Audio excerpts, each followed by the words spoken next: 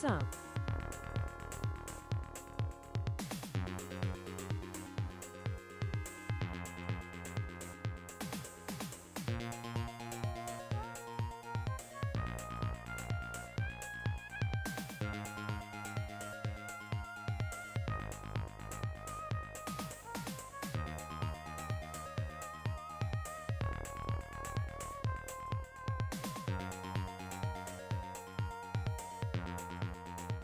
Hello, everybody. Welcome to the stream. We're about to begin.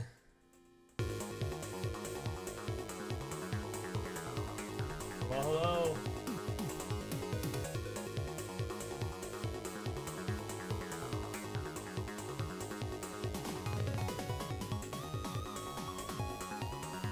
All right. Hidden in Bushes, thank you so much for the resub. I appreciate it. Hello, everybody. Good early afternoon. Let's go ahead and get this started. We're approximately 2 minutes. Let me go ahead and pause this music here. All right. Hello. Oh, I hope you guys are ready. I hope y'all are ready. This is gonna be a fun one. I can feel it. This is gonna be a fun one. Hello, everyone. Good afternoon. What's up, Madamus? What's up, Depresso, Sinister, Mr. Mythos, J-Pimp? How's it going, Jojo, Lion, Perseus? Zero by Default, Tempo. How you doing? Antfix, 29, Draco, just everyone else, all of our lovely lurkers. And just all the homies. All right. Sorry if I sound a little out of breath. I went to go get my coffee. It ran so fast. Okay.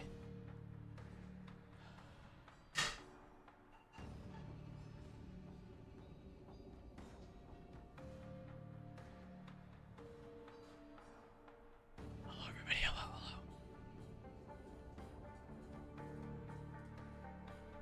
Okay.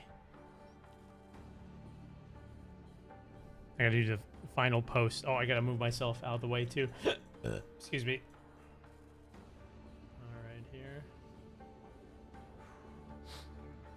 I'm gonna eat during this segment as well, because I didn't eat anything.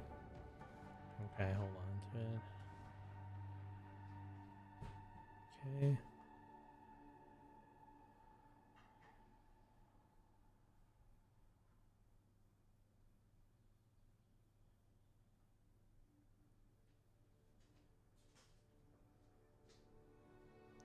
Okay. $50 seconds. Huh?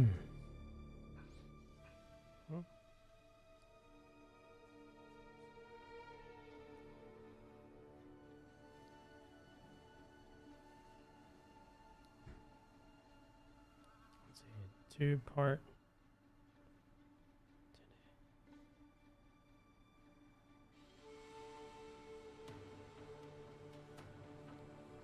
Continues.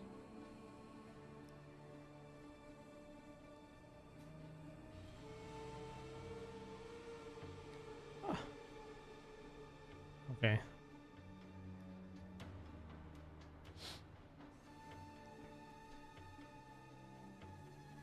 Oh, you fuck.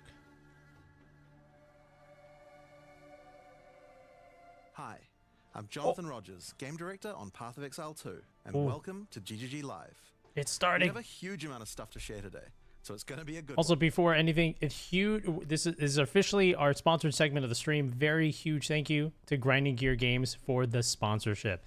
Let us check out the new stuff for Path of Exile 2. Exile 2, Return of the Ancients. And be sure to grab Path of Exile 2 and try out the new update when it finally releases. Those in darkness. We have links in the pinned message above, panel down below. ! poe2. Now return. Ooh.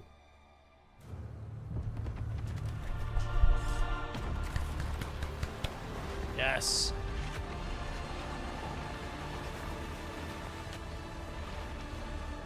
We who came before rise again. Oh, snap. Behold, the first edict.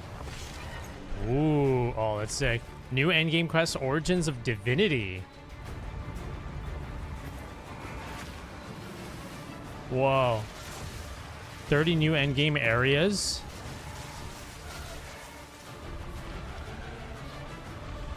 New Arbiter Pinnacle boss. Oh, it looks so sick. New endgame quest, Ride of the Nameless.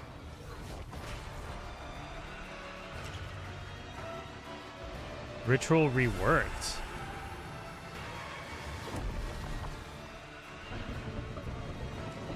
Whoa, that's kind of crazy. A new pinnacle boss? Okay, hold on. Let me fix the audio here real quick. Dude, this looks awesome. Genesis tree crafting? Breach reworked. Okay, audio's good. Audio's good. And you can quest the Hare and the Raven. There's a lot of new stuff. There's a lot of new endgame stuff. Delirium reworked. You know, I think I might just have to play a regular run of Path of Exile because I always do hardcore runs. Because I definitely want to. Ooh, Runes of Alder. What the heck?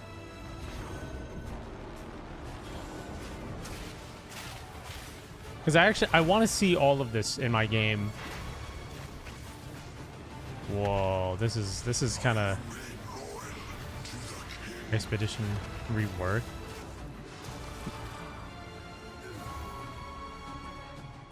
Oh, this is kind of crazy. I believe for 2 hours. Whoa. Oh.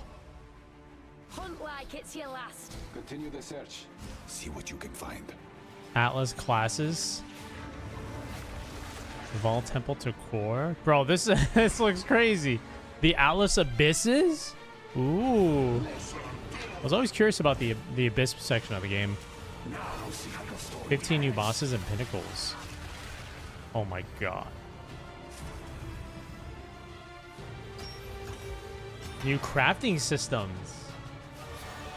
Spirit Walker Ascendancy. Ooh.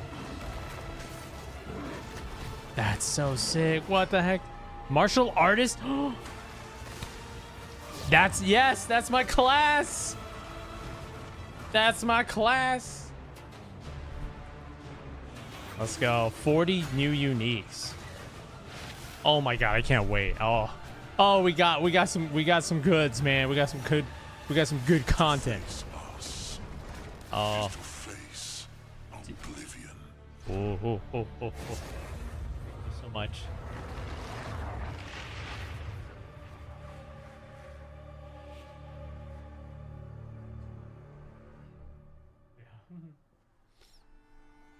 So as you can see, there's just so much going on in Return of the Ancients, it's hard for even us to keep track of it all. Bro. Now, we promised that this one was going to revamp the in-game, and I'm very excited to talk about it. But first, we've got to talk about the League. How's the volume? So to do that, I'm going to hand things over to Mark.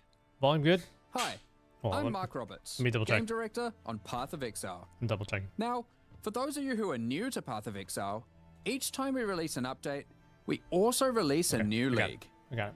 Not only do we have a new economy, but we also introduce new content through the campaign, which gives you a fresh play experience right from the start of the game, as well as new mechanics, storylines, and in-game bosses. In the Runes of Elder League, you will encounter a man being attacked by the undead in Clearfell. After saving him, he introduces himself as Pharaoh, a young blacksmith trying to bring back the ancient art of Ezomite runesmithing. He has been collating his discoveries in a tome and is keen to show you how runesmithing works. By inscribing symbols on these ancient Ezomite remnants, you can create all manner of old magics. Unfortunately, on doing so, the corpses of the nearby undead are revived and infused with some of the latent power, making for a difficult fight. Oh, holy crap.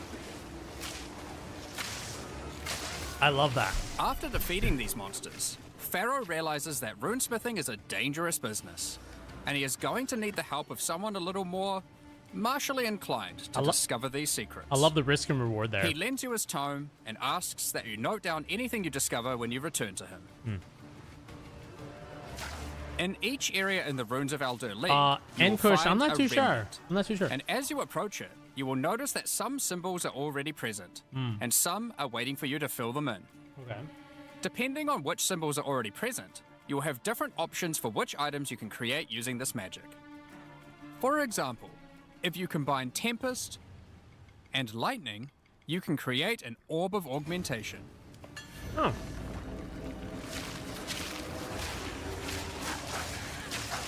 Damn. And this is the beginning of the game, too. This is so cool. Good afternoon, Rob. But be careful. The symbols used to craft the items also empower the monsters around the Remnant, Right. who will be revived as undead to fight again with different properties depending on what runes you used.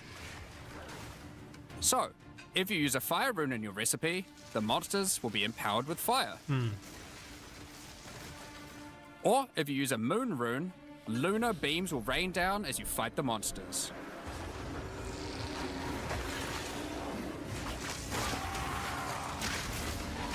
Whoa.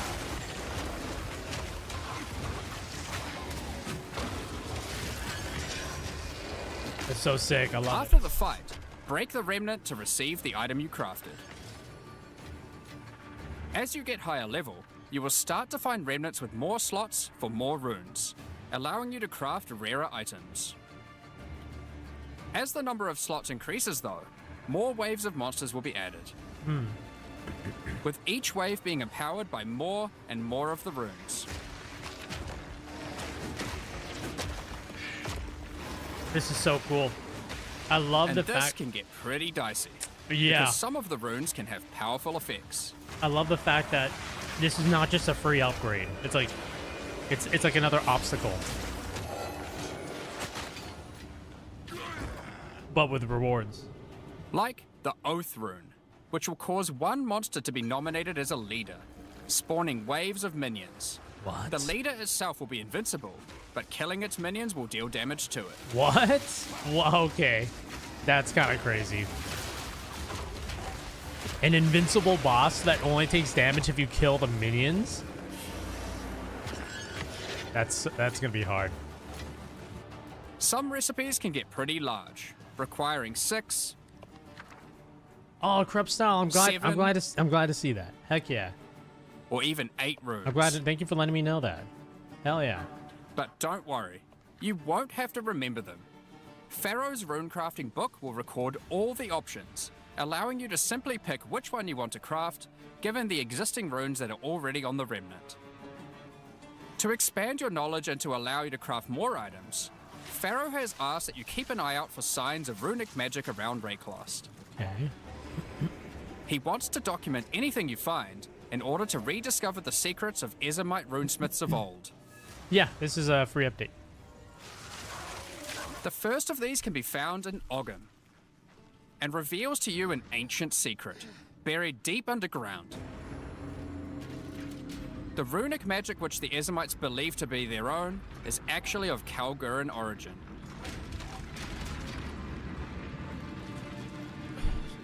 Now, forgive me. I'm still. Thousands of years ago, the Kalgurans came to Rayclast to find sources of Verisium. I'm still trying a to figure out the metal on lore. which engraved runes allow control over reality. It's still hard for me to follow the lore of Path of Exile. Pharaoh is determined to learn these ancient ways and gain mastery over them. If you can bring him more Verisium, he'll be able to use it to smith power into any armor, granting you Runic Ward, the power harnessed by the Kalgurans since ancient times. What? Runic Ward is a new resource that protects you from death. What? Should you run out of life, your Runic Ward will kick in, sustaining your body until your life can return. Oh my God! It effectively acts as an extra life pool. Hardcore, baby! Of course, We're back! should you take enough damage to run out of that, you will still die. We're back, baby! Every Let's go! single piece of armor in the game can be upgraded this way, Wow! even uniques. Hardcore! Some are just a strict upgrade, giving Runic Ward with no downside. Others are more extreme, sacrificing defenses to get a much larger amount of runic ward. Take no damage from critical hits. There are even some that add new modifiers to uniques entirely, It means your making them peasants much are more ignited viable for higher level play. as though dealt 200 base damage. Wow. But the Kalgurans use runic ward for more than just a defense. It can also be used to power many other magics. Instead of using gems created from corruption, the Kalgurans used runes of power and fueled them with runic ward. Many of the options available from remnant crafting are new types of Kalguran skills that exclusively spend runic ward to wreak havoc. An example is Triskelion Cascade. Using it will cause your next spell to be triggered multiple times in a Triskelion pattern. You can use it with skills like Ice Nova that you cast from yourself, Whoa. or with something you target at a distance, like Comet. Oh, that's so There are sick. also skills to modify existing effects using runic magic, like Frost Flame Nova. Using this skill on a pack of burning enemies will transform the Ignite into Frostfire, both burning them and building up freeze at the same time. Oh, man. You have basic buffs like Hollow Shell that guards all nearby allies, to more complicated mechanics like the Mark of Repulsion that creates a mark capable of pushing away all nearby enemies. Hey, Samaritan. Instead of spending mana, I'm doing good. like skill gems do, all these skills cost runic ward, and Runic unlike ward. gems, they don't have a color. This means that they don't care about attribute requirements, or what kind of weapon you use. These skills are designed to be used on any class, and so often interact with mechanics that apply across many characters. By combining different runes together, the Kalgurans were able to support their runic abilities, and you can as well. The character, yeah, I believe that's the There is also druid. a set of runic supports that can be combined with regular skill gems in interesting ways. Dude. Concussive Runes allows you to add these concussive shockwaves to any skill that stuns. While Runic Infusion lets you spend ward to directly empower the damage on any skill. Now, there are other quests during the campaign too that unlock even more interesting crafting methods.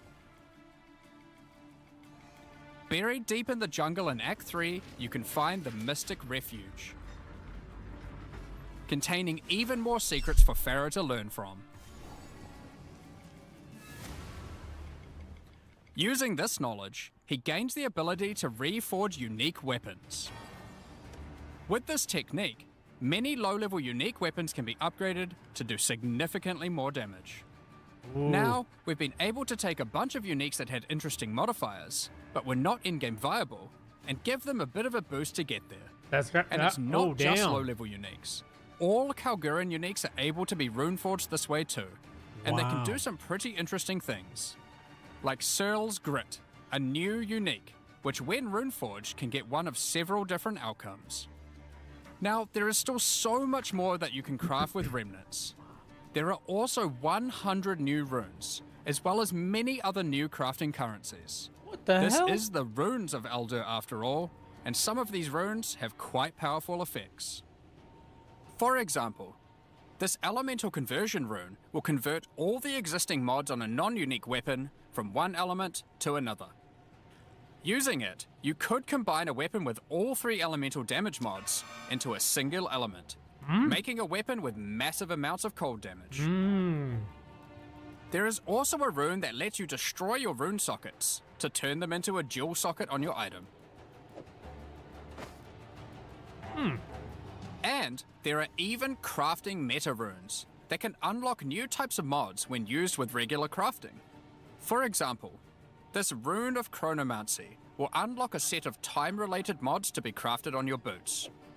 Once placed inside, use regular crafting orbs to attempt to get new mods like cooldown speed or increased skill effect duration. Oh, that's so sick. What the heck?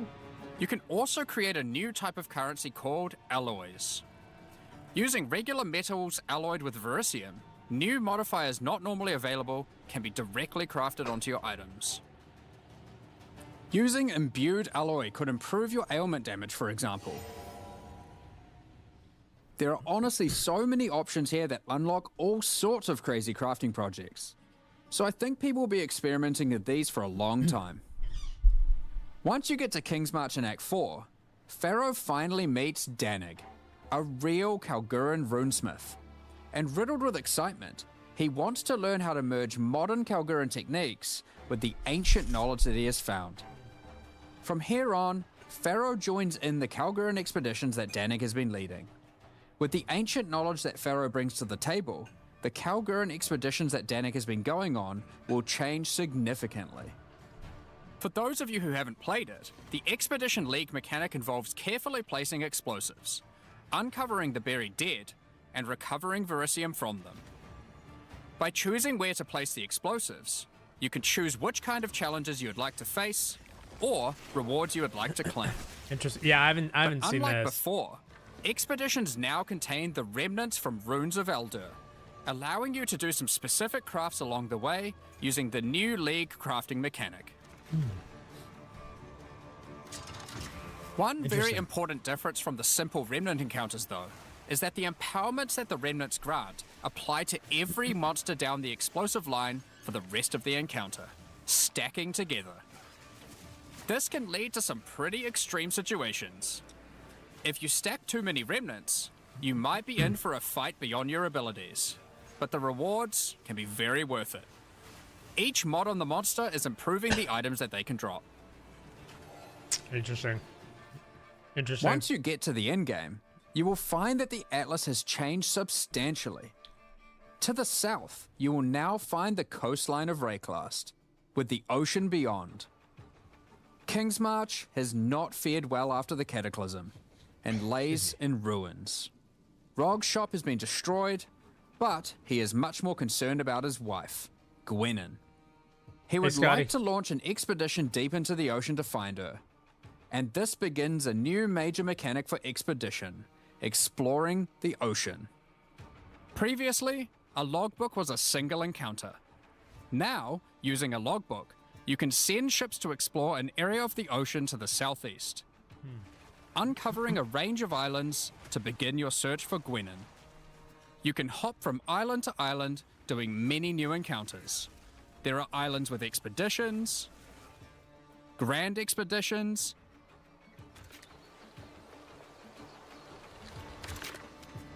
new bosses, and all sorts of other unique things to find. Eventually, you will find the island that Gwennon has been holed up on. It turns out that she has found the tomb of an ancient Kalguran, Medved. While she appreciates you coming to her rescue, she is still keen to blow open the doors of the vault and take whatever you can find inside.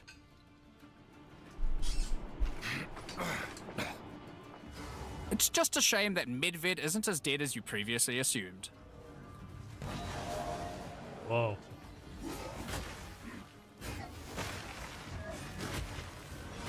Now, after you have defeated Medved, you will find another logbook. And this time you can use it to choose which direction you want to explore. The ocean is vast and contains a huge number of new islands to find. With each logbook, you can explore one sector and you can go as deep as you like. There are all sorts of interesting objects to uncover and dungeons to explore. Many of the islands have expeditions with totally new mechanics. So for example, here is a volcanic island with voltaxic sulfite. Blowing up the sulfite will unleash extra waves of enemies. Ooh.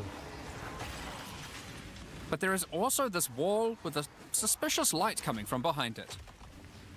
On blowing it open, a giant ogre comes out, and he is determined to eat as much sulfite as possible. Holy crap, dude. The more sulfite mounds that you have blown up, the more empowered and the more rewarding he will become. This guy looks like he's gonna one tap players. These islands contain all sorts of little secrets that you can find and blow up. Free trapped wisps, blow open root doors,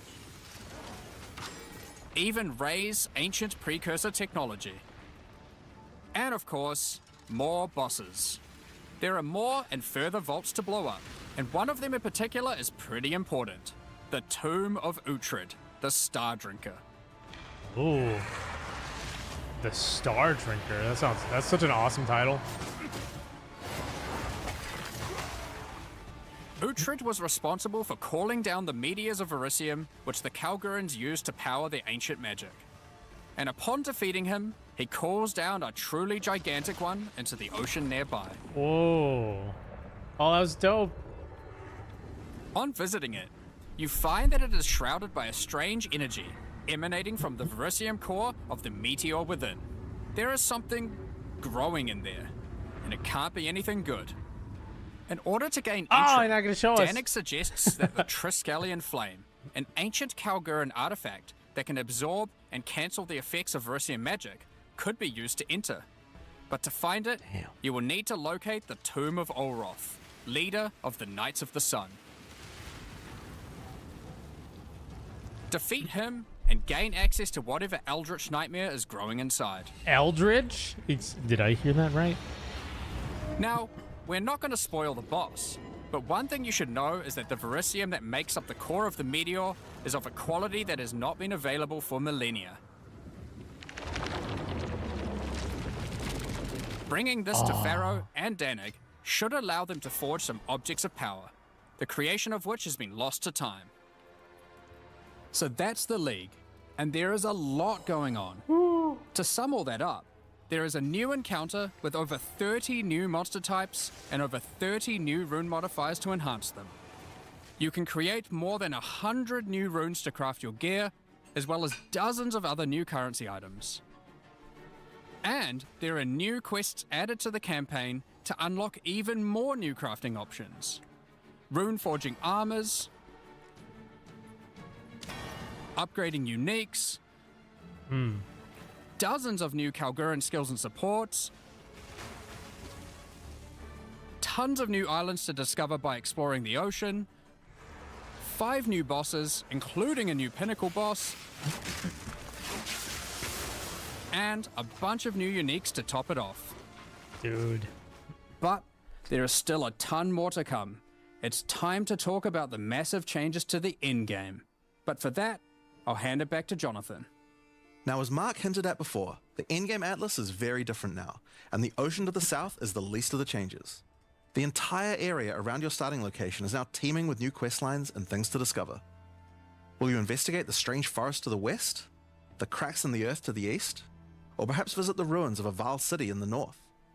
The atlas now has fixed points of interest at specific locations, giving you specific objectives that are easy to find. Like before though, no matter which objective you choose, going to towers to see what's out there is always a good idea. The first time you do that though, something new happens. The earth shakes, and a gigantic fortress rises from the earth. A remnant of the ancient precursor civilization.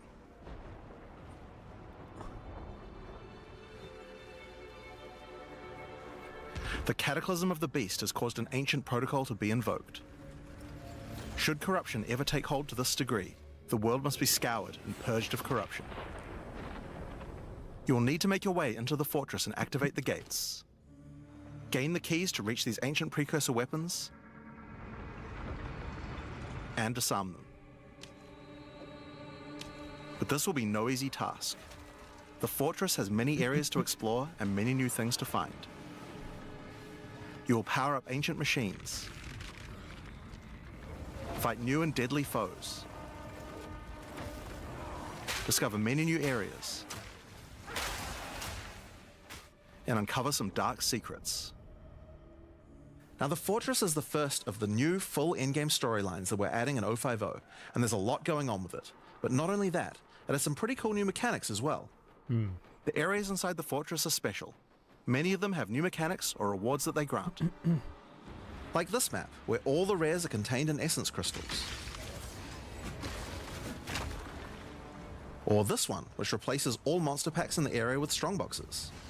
That's pretty cool. Or this one, which spawns an Ismeri spirit that always moves on from a rare after you kill it, allowing you to chase it through the entire map.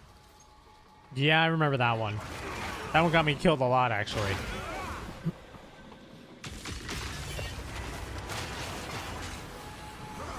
Now, Just like the normal areas of the Atlas, you'll need to fight the map boss of each area to complete the map.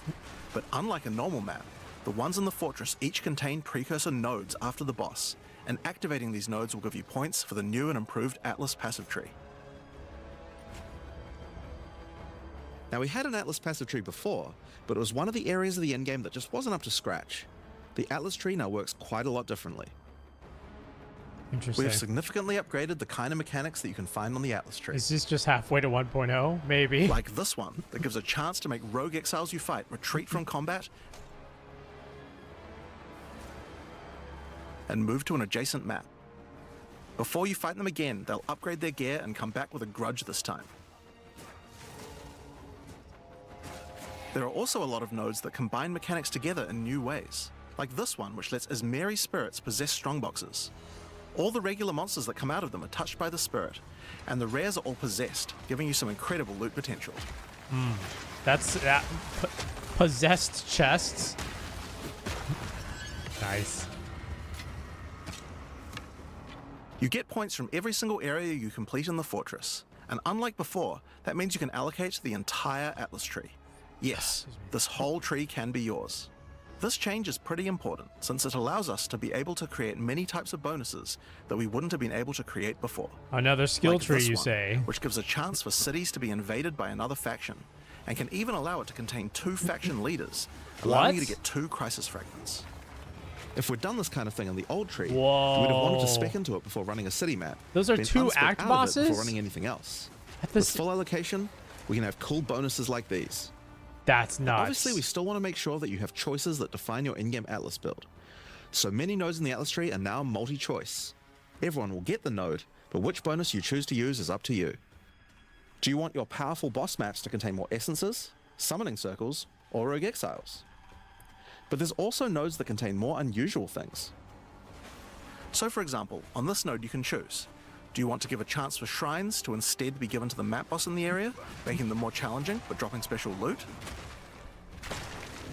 Or would you rather give a chance to be given a shrine This buff is like before entering boss arenas? This is like making for an thousands easier of fight? hours of content. Yeah, I mean that's what makes it so good. Now, I could probably nerd out about cool stuff in the tree all day, but we should probably get back to the fortress. Now, one of the really important things we wanted to do was make it so that all the boss fights in the endgame are now accessible with a quest line. That means that to fight the Arbiter of Ash for the first time, you don't need to get lucky by finding keys. They will be in fixed locations and there's a quest to get them. But the Arbiter of Ash is no longer the pinnacle of Path of Exile 2. For that, you'll need to travel into the very center of the fortress. An incredible challenge awaits you should you choose to go there. After the storyline, you still unlock keys for pinnacle bosses in the usual way, exploring the world and finding the keys required to get to them. But we have added a lot more interesting things to find out there as well. There are now all sorts of mechanics that can spawn on maps in the wilderness. For example, some maps might spawn as a rogue exile hunting ground, containing multiple rogue exiles who are there to hunt rare beasts. Interesting. You might come upon them in the middle of a fight and be able to take out both of them. Or a map of champions that makes all the natural inhabitants of the area into magic monsters. Or this one that causes all shrines in the area to release Ismeri spirits when used. Once you have explored and found your keys, you can return to fight the pinnacle in the fortress again. But this version of him will be harder. And not only that, he will have new unique rewards as well. Each time you fight him, you get the ability to activate one section of the fortress, and any maps that you didn't finish there will be automatically completed, giving you all the Atlas points. So if you're the type of player who doesn't want to explore the fortress, and instead just race out into the infinite Atlas, you still have a way to get all those points. So that's the Origins of Divinity storyline. It's a huge amount of new content with a ton of new areas, 5 new bosses, including a pinnacle, with a bunch of new unique items. But not only that, it also completely revamps the Atlas tree, and includes a ton of new map mechanics that you can find both inside and outside the fortress. But this is just one of the new storylines. So let's talk about the next one now, Masters of the Atlas. Now earlier we talked about how the multi-choice nodes in the tree allow you to still have an in-game Atlas build, but we didn't think that was quite enough. You have an Ascendancy class for your passive tree. Why not an Ascendancy class for your Atlas tree?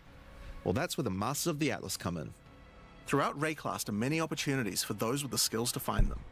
Atlas Masters are willing to train you in these skills if you're able to help them in return. One such master is Jado, a member of the Order of the Jinn, Jado? an organization that secures powerful artifacts to prevent them from falling into the wrong hands. Did I hear that? Jado will send you on missions to investigate strange Jado. occurrences on the Okay. Atlas and recover the artifacts causing them. And for each one you recover, he will gain more trust in you and teach you more ways of the Order of the Jinn. Jado. At level 1, you could choose to massively increase the chance of rare and unique Jago's chests, distant cousin. or make it so that all map bosses drop an additional unique item, Ooh. or make corrupted waystones have an additional modifier, but at the cost of making them send you to a totally unknown location.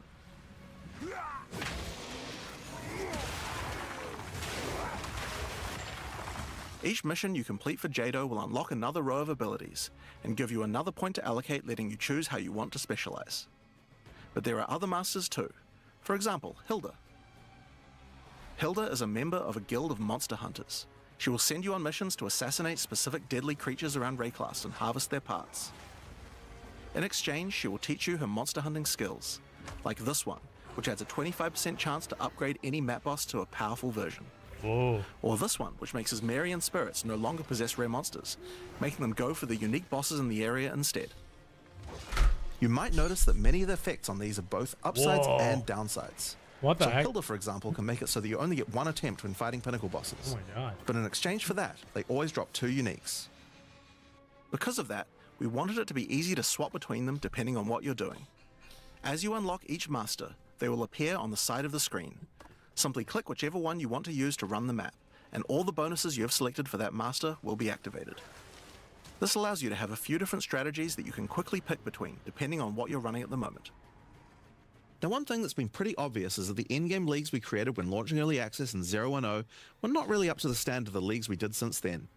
Fate of the Vaal and Rise of the Abyssal just have a lot more going on than Delirium or Expedition, for example. We wanted to do a serious upgrade to all of these mechanics before we do our 1.0 release, and so that's what we've done. All 4 of the leagues we launched in Early Access have been upgraded with not only new quest lines, but new mechanics, new crafting systems, new uniques, and new pinnacle bosses. One of the really important changes we made to all the leagues is that you can now find them on the Atlas in specific locations, and each one has a quest line that will lead you there to being able to complete the league, along with its Atlas tree and its pinnacle boss.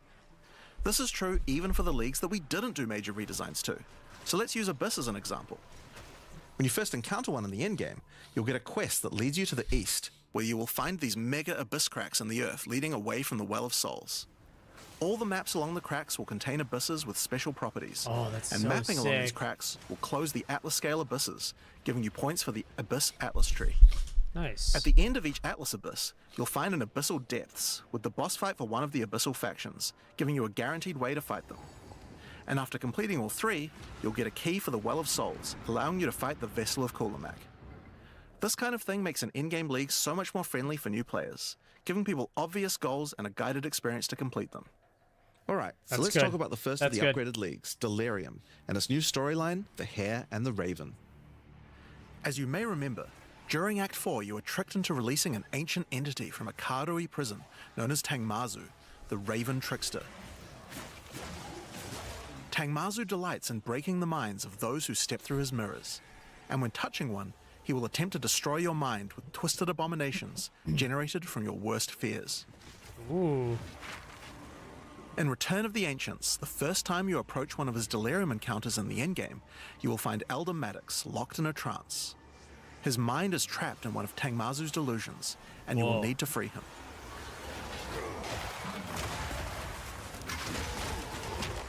Once free, Elder Maddox demands that as you caused this problem, you should put it right.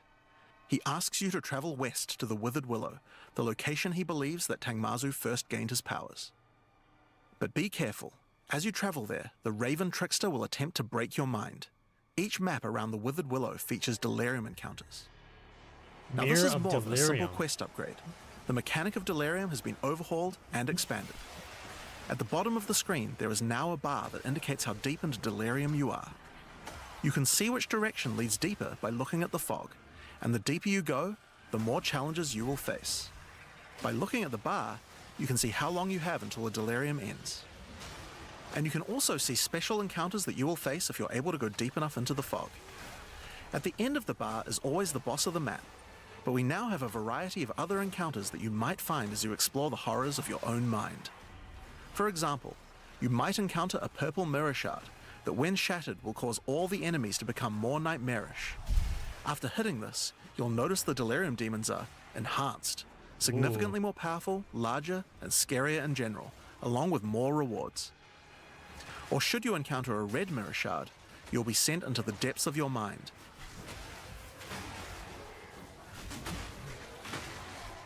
And must escape it while fighting off hordes of your worst fears. Oh, this is so sick. If you are able to do so, you will gain a powerful amulet with 2 instilled notables on it. Once you reach the Withered Willow, Elder Maddox discovers that a shard of the mirror is missing. You will need to track down Tangmazu and restore it if you have a hope of discovering how to defeat him, and that means entering the Raven Trickster's mirrors in an attempt to locate him. Each area around the Withered Willow contains delirium encounters, so that's a good place to start. As you do deliriums, some of the special encounters will drop liquid emotions. Normally these emotions can be used to install amulets to add notable passive buffs to them, but in Return of the Ancients, emotions have a new function as well. Each one now has the ability to add crafted mods to jewels, allowing you to add specific mods to an item slot that can be quite difficult to roll. For example, Liquid Despair will allow you to add critical hit chance, while Liquid Suffering will allow you to add movement speed or Air of Effect to your jewels, but there are many more. Once you've done enough delirium encounters, the location of a Grand Mirror, an entrance into Tangmazu's realm, is revealed, but it won't be that simple to enter. Using his powers, he reflects the map boss for a ridiculous empowered fight, then destroys the entrance into his realm of madness. Oh, I would have gotten killed right there. I wouldn't know which area to stand in. That would have killed me. In order to find him now, you'll need to let the insanity fully into your mind. A strange fruit is left behind which you can consume to fully embrace the madness in an attempt to reach the Raven Trickster's realm. That would have killed me. That would have killed me. Consuming the fruit will cover an entire area of the Atlas in fog, and every map you do in the fog will get progressively harder and harder as you explore the deeper reaches of your mind. At some point you enter a new layer. A simulacrum of your memories, twisted and perverted by the Raven Trickster. Should you be able to complete the simulacrum, Tangmazu will believe that you are worthy of a true challenge, and will let you take the remaining shard of his mirror, allowing you to enter his realm of madness back at the Withered Willow. If you dare to face him, it will be a fearsome challenge. Whoa.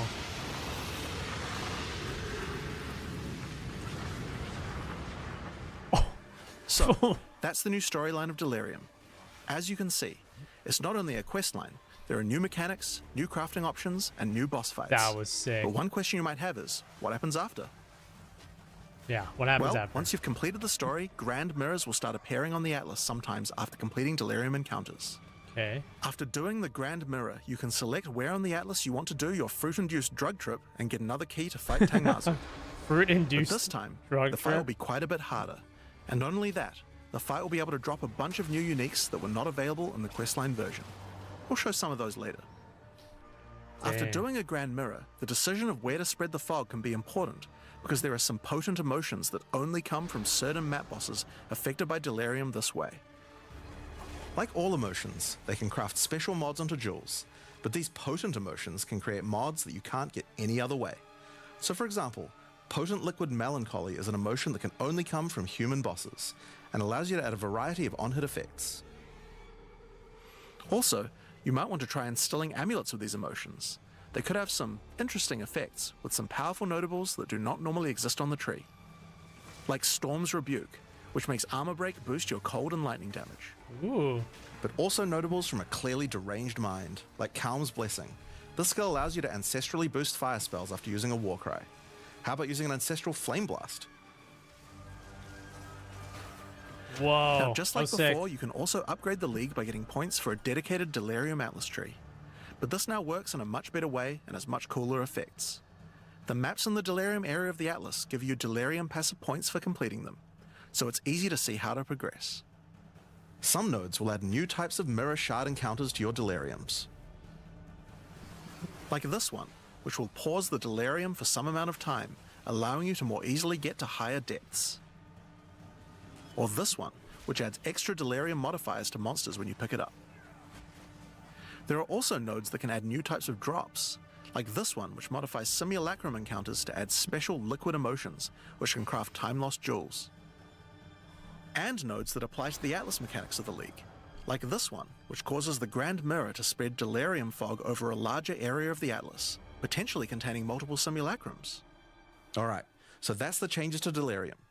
The core mechanic now includes a bunch of new things to find, new monsters to kill, and has new mechanics on the Atlas.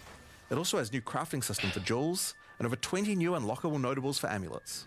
Not only that, but you have a new pinnacle boss with a bunch of new unique items, and a massively upgraded Atlas tree just for delirium. This is crazy. But there's still a lot more to come, so let's talk about Breach next. Oh my god. When you first do a Breach in the endgame, you will find Aelith, one of the Keepers of the Flame, an ancient order of monks dedicated to preventing the Hiveborn from entering the world.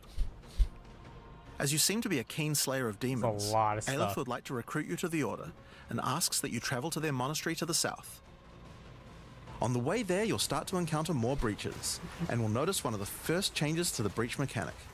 You still have to kill monsters as fast as you can to keep the breach open, but now you can visibly see how much time you have left to keep it open, and how each kill extends its duration. Once you've reached the monastery, you will learn more about the Keepers. In the 25 years since the events of Keepers of the Flame in Path of Exile 1, the war with the Hiveborn has not gone well, and they have managed to establish a foothold in the world nearby. A gigantic area has fallen to the Scourge, and the Keepers are unable to get inside. Inside the monastery is the Genesis Tree, a powerful asset to the war effort, stolen from the enemy and gifted to the Keepers by the Dreamer himself. Using the tree, Aelith could create a breach stone and penetrate the Hiveborn foothold, but without Hiveblood, the tree has withered. To get Hiveblood, you will need to take advantage of another new mechanic of breach. If you can keep the otherworldly portal open for long enough, the breach will stabilize and will enter a new phase. The Hiveborn will send their toughest miscreations to defeat you, and the breach will not close until you can annihilate them, dropping Hiveblood that you can use to restore the Genesis Tree.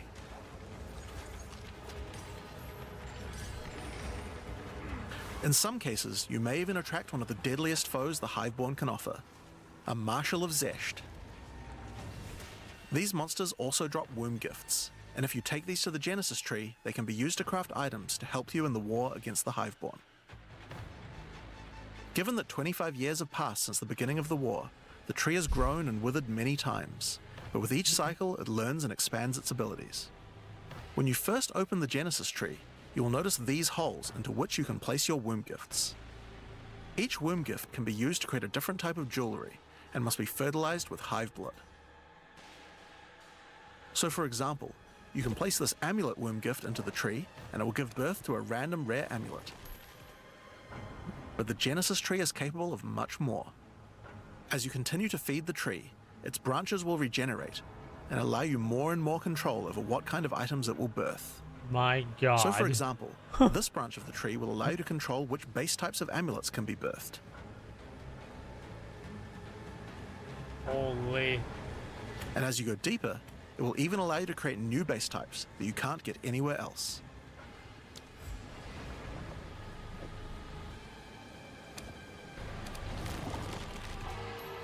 Like this one, which gives you an entire spirit skill for free.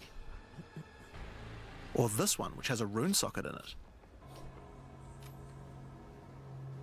To the left and right are branches that will let you control which mods the amulet can get, including making sure that they're higher level, or controlling which specific mods that they will always have. This is... With 15 points to allocate, you will have to choose wisely how you want to specialize your crafts. Okay. But it's worth noting that this tree doesn't have any cost to respecking it. You can enable or disable the nodes at any time by clicking on them.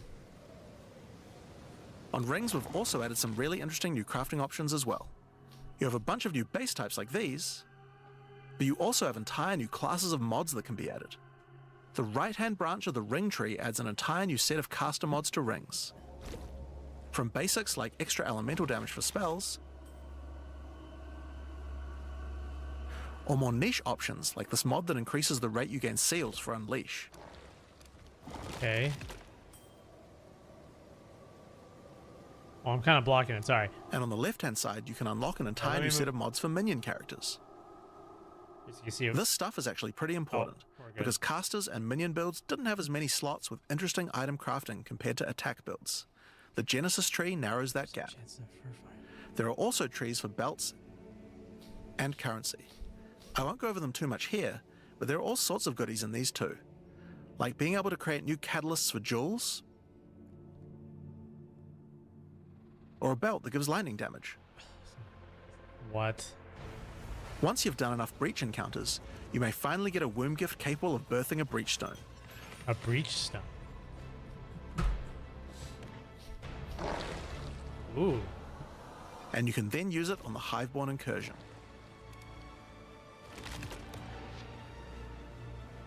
Once used, the true extent of the Breach Demon's foothold becomes clear. They have not only transformed the land, but constructed huge sky hives as well. When you enter the outskirts of their realm, you will discover breach hives. Using the power of the Keepers of the Flame, these otherworldly structures can be burned away when walking through them. But for each one destroyed, more of the Hiveborn will attack when you attempt to purge the hive. Wave 0 out of 7.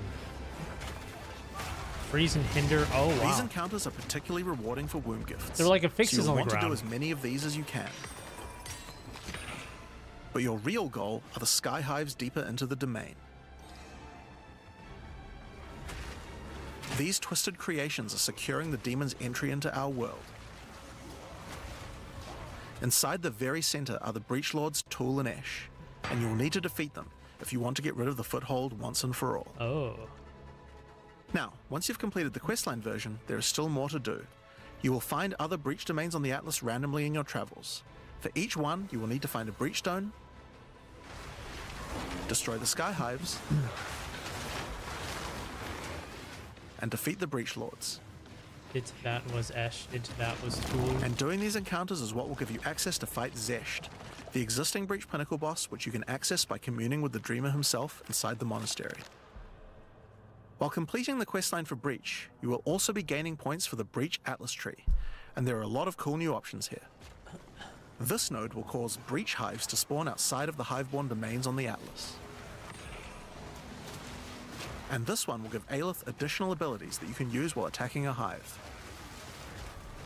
Like this one, which causes all Hiveborn in the next wave to be magic, drastically increasing their difficulty in exchange for way more items.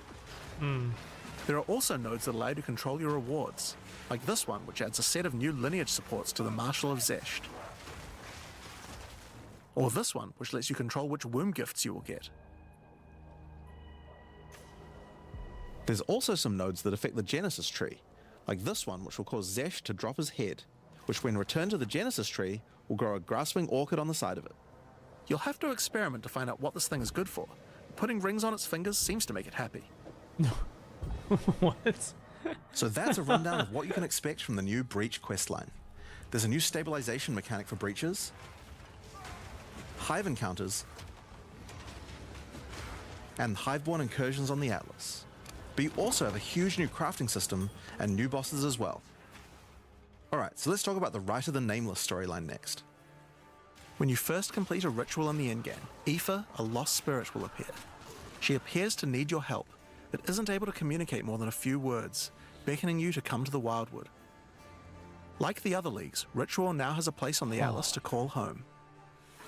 The Wildwood could be found to the west. When you first arrive there, Aoife's spirit will guide you in, where you will discover that inside the Wildwood, spirits can take physical form. Aoife has been bound to this place by the King in the Mists, and requests that you free her, but in order to do so, you will need her body, currently in possession of the King. To reclaim it, you will need to gain an audience with him. Inside the Wildwood, there are many ritual encounters to complete.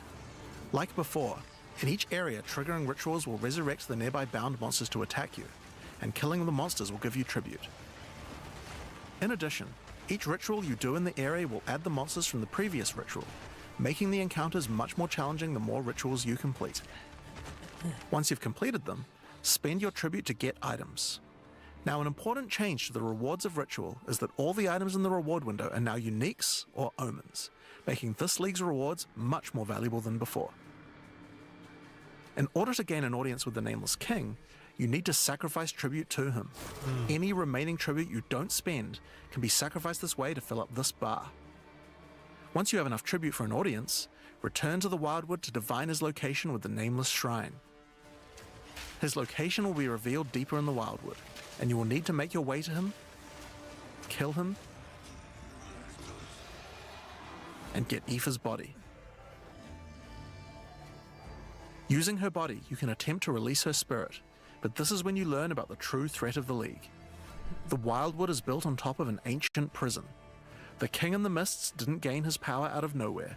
He was granted it by an ancient being of darkness known as the Bodark, and the Nameless King's use of this power has been causing the prison to weaken. In order to prevent the Bodark from entering the world, a champion will need to enter its prison and beat him back, but those with a name are unable to survive there. In order to do so, you will need to transfer your name to another with a new mechanic in the Ritual League, the Rite of the Nameless. The rite will begin in a nearby forest. At first, it appears to be a regular ritual encounter, but that will soon change. The final ritual of the area will include the map boss. And defeating him will give you a piece of the effigy onto which you will transfer your name. But the ritual is still not complete. Once the map boss is defeated, the atlas will open, and you will need to pick another adjacent map to continue the ritual. During the rite, each adjacent map will have different rewards to tempt you. So for example, if you go in this direction, you gain significantly more tribute. But if you go in this direction, the uniques in the reward window will turn into currency instead. You can also sometimes get offered specific items that will be added as rewards. So in this case, you'll have to choose if you want to get 5 Chaos Orbs or a Mage Blood. A difficult decision, I'm sure. Now, as this is one continuous ritual, the encounters in the next map won't start from scratch. They contain all the monsters that were gathered from the rituals of the previous map as well, making them harder and harder. And that includes the map boss too. You will need to defeat both map bosses in the final encounter for your next effigy piece. And it still doesn't end there. Pick another map, another reward, and add another map boss to continue until the ritual of the Nameless is complete. Oh my god. It will take 5 maps in all, and will be an incredible challenge. Oh my god. What is this game? But once complete, you can return to the Wildwood to perform the final rite. Transfer your name to the effigy, adorn the crown of the Nameless King, and enter the prison. Now of course, once the Pinnacle boss is complete, the League doesn't end there. As you do rituals on the Atlas, you can continue to give tribute to the King in the Mists for another audience.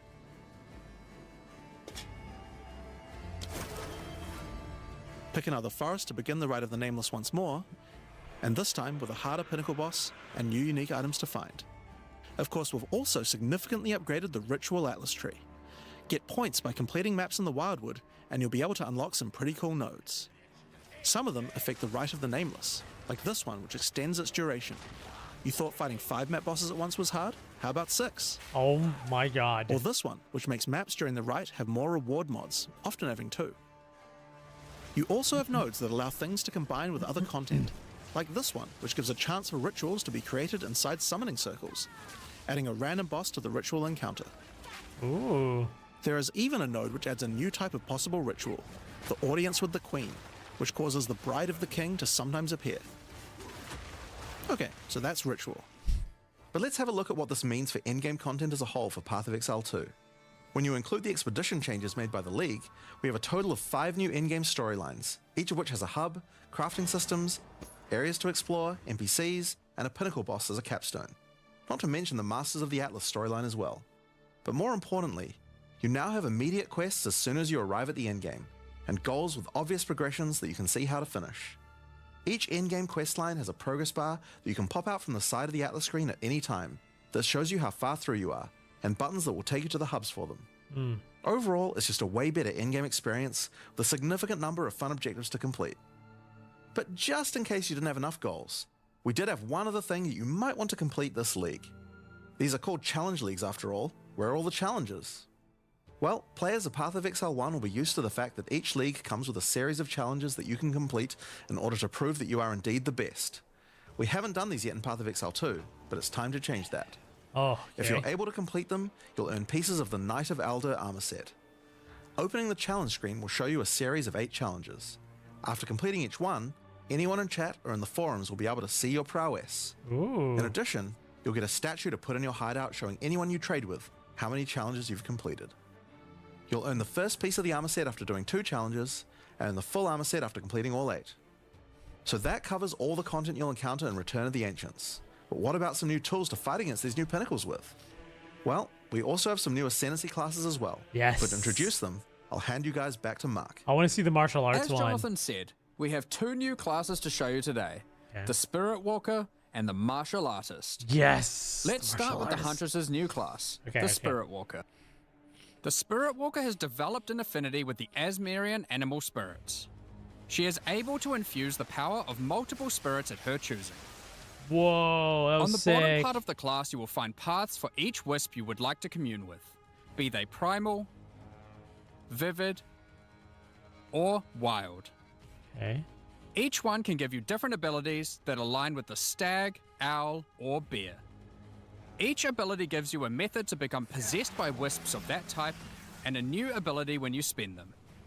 The stag allows you to summon stampedes when you attack.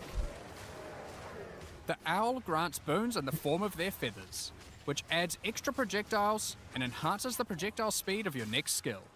Cool. And the bear simply summons a giant bear companion to your side. The bear will maul, slam, leap, and do intimidating roars to debuff your enemies. Now you can specialize more into each of these wisps, but if you want to combine all 3 of them, then a new hidden power will be unlocked, the power of the Sacred Wisps. This node is free and enhances the quality of all 3 of your spirit animals. Nice. Your bear will take some of the damage you take and grant you life regeneration. Your stags will become more aggressive, leaping towards enemies. And your owl-empowered skills will leave a trail of soaring ground behind them. But that's not all. The Spirit Walker has other powers beyond wisps, such as Idolatry, which can give you large bonuses for using idol socketables in your equipment. And this one, which is my absolute favorite. I love that. The Spirit Walker, having attuned herself with nature, can gain the ability to tame beast bosses, What? opening up a whole suite of very cool options for your build. Maybe you tame the mighty Silverfist in the jungle depths. What? Or maybe a 3-headed chimeral beast in the chimeral wetlands. Bro, what? You can tame the beast bosses? Or then there's a giant frozen owl beast, Rakar, the frozen talon. This is ridiculous. There's so many choices. You're going to have to experiment a bunch with this one, and I'm very excited to see what bosses you all choose to have as your trusted boss companion. This is crazy. What? Next up, we Okay. have the Monk's new Ascendancy class. Okay, let's see. The Come- Martial Artist. Come on, martial artist. After decades of training, What? he What has the- mastered 3 of the 7 hollow techniques. All right. Channeling hollow form technique allows the martial artist to create illusions of himself, Ooh, that's which sick. then use a skill of your choosing. Perfect Okay. for turning skills with less area of effect into Ooh. ones that can obliterate packs with ease. That's sick. That's sick. Should you find yourself overly vulnerable while channeling, you might want to take Way of the Mountain, which causes you to be covered in stone when you immobilize enemies, mitigating large amounts of damage. This can even enhance your attacks too. By hardening your weapon in stone, you can deal even more damage. After taking Hollow Focus technique, you can manifest your spiritual energy into objects. In this case, bells, which will appear around the martial artist and can be shattered by any of his attacks. Nice. Even ones from the Hollow Form technique earlier. Hollow Resonance technique furthers that by adding a manifested bell to your back, which rings each time you deal a critical strike, damaging Oh, all sick. enemies around you. Holy crap. Through all the martial artist's thorough training, he has mastered the flow of internal spiritual energy too, and has engraved runic tattoos around his meridians. By doing this, he can gain the benefit of extra runes. Just Ooh. open your inventory and add the runes. There is one that counts as a helmet, 2 as a body armor, 1 as gloves, Ooh, and nice. 1 as boots. Keith, thank you for the 127 months. Finally, welcome back. your hands. the ultimate expression of a master of the martial arts. Thank you so much for the OG sub. Taking Way of Good the afternoon. Stone Fist will cause your gloves to become a new base type when equipped. A new base Each type. modifier on the original pair of gloves has an equivalent, more powerful, and more impactful modifier. What's up, Ferrado? What's up, Sick? For example, these gloves add some physical damage, cold damage, lightning damage, some resistances, and life gain on hit. Okay. Now, when I equip these, they become literal fists of stone, and not only grant me a bunch more evasion and energy shield, they now also grant a lot more damage, some maximum resistances, and a significantly higher amount of life gained on hitting enemies. Holy crap. With all the different rune combinations you could do, and the different modifiers on gloves, Whoa. there's a ton of different build options, and we're looking forward to seeing what you can come up with. Now, Jeez. with so many new bosses in Return of the Ancients, of course we want to have a huge number of unique rewards. There are some pretty cool things in here, so we wanted to show you a few of them. Twisted Empyrean is a two-handed mace made from the purest of Verisium, combined with the beast's corruption. It converts all of your mace's skills fire damage to cold, and visually does so too, turning your volcanic fissures into glacial ones. Ooh. This mace also comes with its own built-in skill, Starborn Onslaught.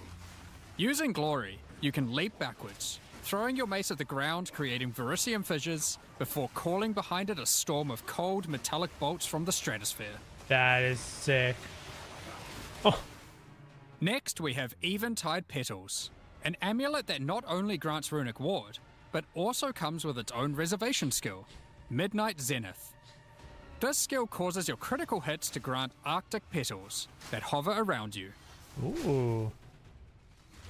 Once you have acquired enough of these petals, they will be consumed, creating a floral ice crystal near an enemy. Then, destroy that crystal to do devastating cold damage to everything around it. The Raven's Flock is a staff perfect for minion characters. Not only does it grant spirit reservation efficiency and minion damage, it also allows your minions to inflict grueling madness on hit, slowing enemies and making all other slows on them more powerful, for maximum crowd control. That's not where this item shines though. It grants a skill called Spiraling Conspiracy. This skill causes a flock of ravens to circle you, dealing damage over time to anything near them. Killing enemies, or just by standing near unique enemies, causes the flock to grow, What? getting larger and larger. For your PoE 1 players, you can think of this just like a Raven Righteous Fire. That's not all, however. These ravens are also minions, so they fully scale with minion damage and come with their own command skill, Mad Flight. This command skill causes your flock to create a tunnel of deathly damage between a set of illusory mirrors, obliterating anything in between. What the heck, dude? It's a murder of crows. Horror's yeah. Flight is a pair of gloves instilled with the purest of fear. Ooh. Equipping these causes your enemies to become terrified of you. These gloves cause you to gain stacks of fear incarnate when you cull enemies. To aid in your culling, these gloves also come with the skill Crushing Fear. This is similar to the monk skill Killing Palm, except it deals chaos damage, and the amount of damage and area of effect scales drastically based on the power of the enemy. As you use this, gain your stacks of Fear Incarnate, which increases your culling threshold, meaning enemies become easier and easier to cull, even to the point of being able to instantly kill some monsters from full life. They're all cold. That's crazy. What the heck? Sylvan's Effigy is a scepter for those wanting to run companions. It allows you to have any number of companions of different types, instead of the normal restriction of just one per type. But what makes this cool is the Asmerian Wolf Companion it comes with. This is a persistent minion that bites foes to maim them, leaps to cause bleeding, and even howls to buff nearby allies. Additionally, it comes with the command skill Eternal Hunt, which when used it will howl, calling on the spirits to manifest spectral wolves to ambush all foes around you. That's awesome. Liminal Coil is a crazy wand. It allows you to apply as many curses as you please, but those curses will have no effect. What's the point then? 2 reasons. Firstly, your spells gain a bunch of extra physical and chaos damage for each curse on enemies. Secondly, is the skill it grants called Coiling Bolts. This skill is a projectile spell that fires coiling physical and chaos projectiles with every cast. What makes this skill truly special though, is that it will split and chain through every cursed enemy, causing an absolute ruckus. See for yourself. Dang. Periphery is a unique bow, which utilizes all the powers of the Asmerian spirits by dealing damage of all elements.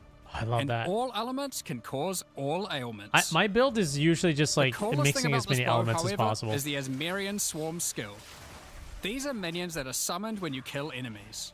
They will pursue all nearby enemies, damaging them and inflicting a debuff on them that boosts your elemental damage even further. That's so sick. Watch as you mow enemies down, and the swarms of Asmerian wisps aid you, melting enemies one screen at a time. That's nuts, dude. Oh my god. That looks like so much Ordained fun. is a new spear, mastering in physical and lightning damage, with high critical strike Gotta chance have all too. 3 in the hammer. Yeah. This spear allows you to leech life not only from physical damage, but lightning It's too. Gathro. It also creates a fragment of divinity nearby periodically. What are those? Well, this spear has the skill Righteous Descent, which is an epic, divine leap, aided by angelic wings. If you use the skill when a fragment of divinity is nearby, it will become empowered, dealing significantly more damage, gaining massive area of effect, and bypassing its cooldown. Wait, is this an ability When fighting from a the boss, unique weapon? let a bunch of or the fragments spawn, and then just unleash your divine havoc, that's so obliterating them. sick. I love that. Oh my god. I need that weapon in my life. Last but not least, we have a new unique jewel, Voices. Voices is simple. It consumes 1 jewel slot to add more. There are versions that add 2 jewel slots, 3 jewel slots, and for those who are absurdly lucky or rich, one with 4 jewel slots. Holy crap. Equip it and notice the slots appear next to your character's portrait in the center. Oh. One of the things we are concerned about is how long it takes for experienced players to replay through the game in each new league. As we learned from Path of Exile 1, one of the things that can really help is having elements in the campaign that tell you where to go, if you know what to look for. We'll cover just one example per act for Acts 1 to 3, but there are many more than just these. For example, Hunting Grounds in Act 1 is a large, sparse area, containing multiple entrances and landmark encounters. Here's an example of some of the changes we've made here. Finding the ritual encounter in this area isn't too difficult. Now after completing it, a trail of locusts will lead to the entrance to Freythorn. Oh. Just follow it and find the source of the evil. Nice. Convenient. You may also find corpses of dead animals, killed and pecked at by the crowbell. Oh, You'll nice. notice a trail of blood leading away from them. Follow the trail, and it will lead directly to the boss. Oh, that's so awesome. I love how convenient that is. I mean, usually I would just explore We even put a everything. signpost on the road to tell you which way to go to find Ogham Village. Oh, sick. Nice. In Act 2, in the Mastodon Badlands, you need to find the Lightless Caverns and track down the Abyssal. Right. Now to make this quicker, in the level you'll find these cracks. Just follow them, and it will take you right to their lair, allowing you to find and unlock the Well of Souls. Okay. In Act 3, the jungle areas have camps of explorers to sell you items. However, they are now even more useful. By talking to the explorers, they will point towards the next area. Not only that, but it will also reveal it on the minimap, so you can know exactly where to go. These are just some examples. We plan to do more and more of these over time in order to streamline the experience. That's cool. I would love that. It honestly adds more Now, as this is an in-game expansion, like lore it makes depth sense that we would to work some on of the Atlas bosses and QoA. areas. We've added a search box that updates live as you type. Have a specific map you want to run? Now they will be much easier to find. If there are multiple maps, hitting enter will move you from map to map. I Now, believe at the end of the month making has a a lot. character build in Path of Exile 2 can be pretty complex. And instead of designing a build yourself, many players enjoy following online build guides. We have a pretty awesome community that has built many tools over the years for designing builds, but we wanted to improve the experience of following them. So, we are introducing a new build guide system directly into the game client. Here's how it works. Community creators who write build guides can now create a new file format, a build file. Once downloaded, the builds appear in the in-game client, and selecting one will show you everything you need to know to make that build. Oh, that's sick. What the heck? So you can see all the passives you need to allocate, What? ascendancy points you need to take, skill gems you need to equip, and recommendations for all the support gems you need to use as well. I gotta see chat right now. Hold on. For items, the build designer can Wait, specify which uniques to use in each slot, or if needed, just add some notes to the item slot to say what kind of item you need. That is one of the best. In fact, build creators can add notes to just about any of these areas. That's so allowing them to sick. explain different trade-offs in context. This is gonna be so good for Or casual just give players. more info about how these things should be used. That is gonna be They amazing can also for casual give level players. ranges to each element, allowing recommendations to change over time. Great for builds that need to respec after they reach a certain level. Now, all of this is written in a standardized build format that creators can use, and we imagine that a lot of community build tools will be updated to add support for this format. Now that we have trade market searching built into the in-game client, we have added the ability to price check items you can find more easily. Control-Alt-clicking an item will now search for it on the trade market, showing you the current prices. For rare items, it's handy to exclude some mods, so we added the ability to enable and disable each mod so you can see what effect each one has on the price. Next up, we're going to be talking about the new supporter packs for Return of the Ancients. Today, we're launching two new series of supporter packs, the Blood Reaver and Divinity packs.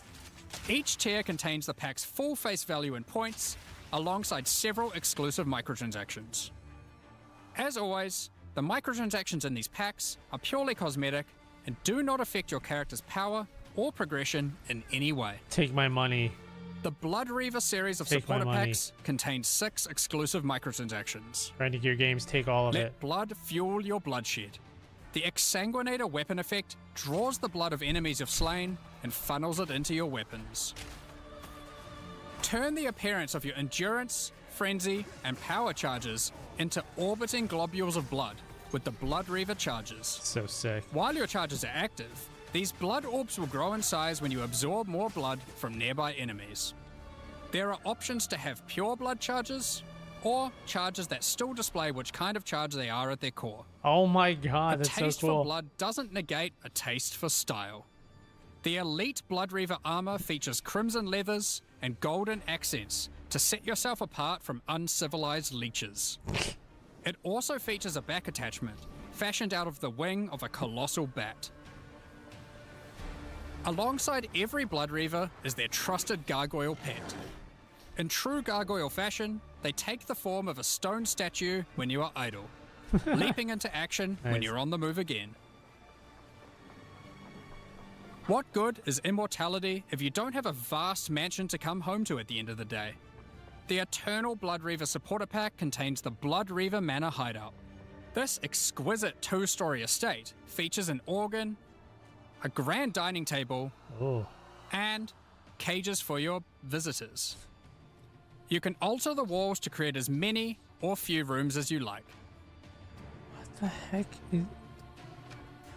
Last but not least, the Servant of the Manor, eternally bound to the Order of the Blood Reavers.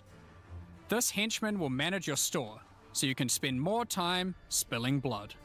Stop that. We won't disappoint you. But if we do, you've our permission to beat us most violently. The Divinity Pack series also contains 6 exclusive microtransactions.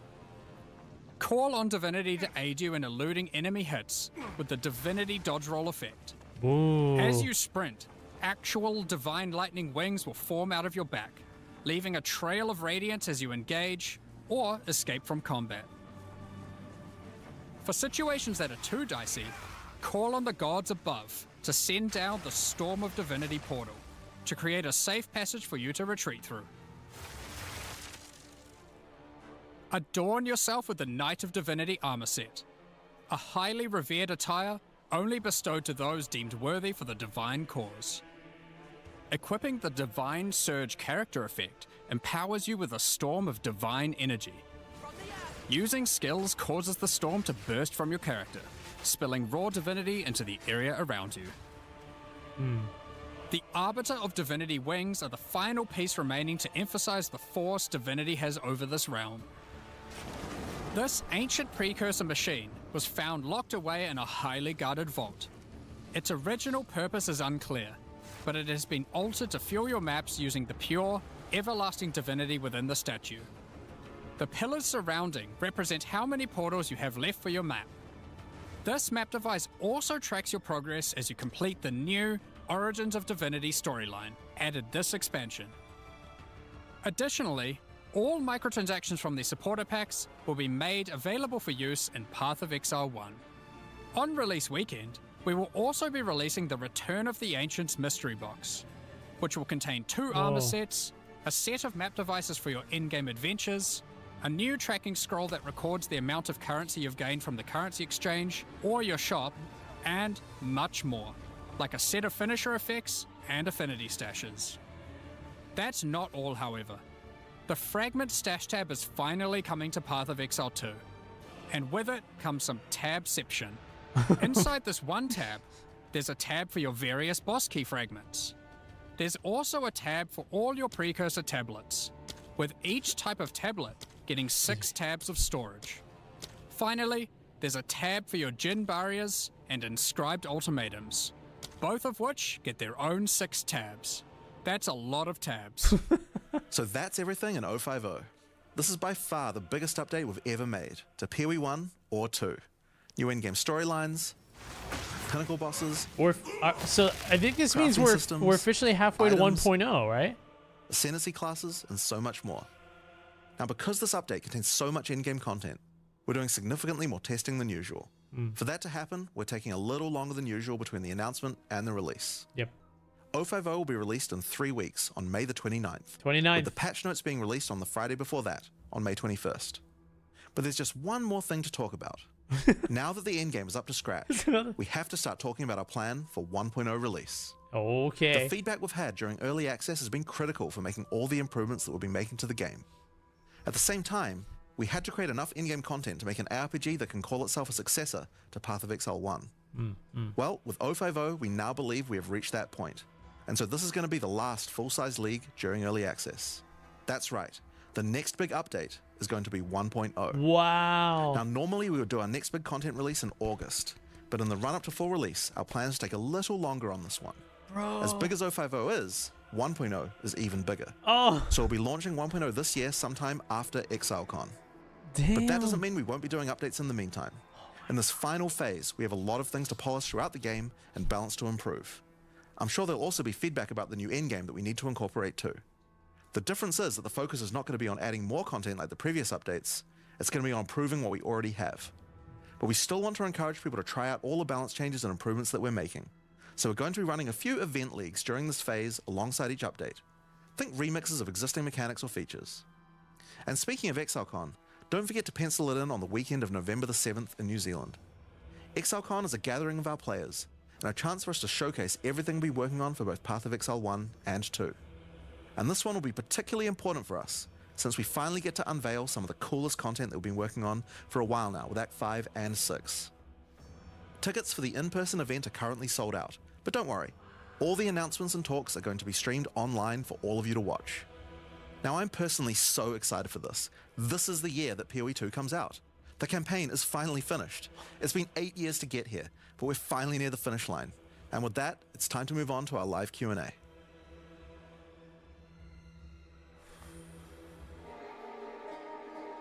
Brother.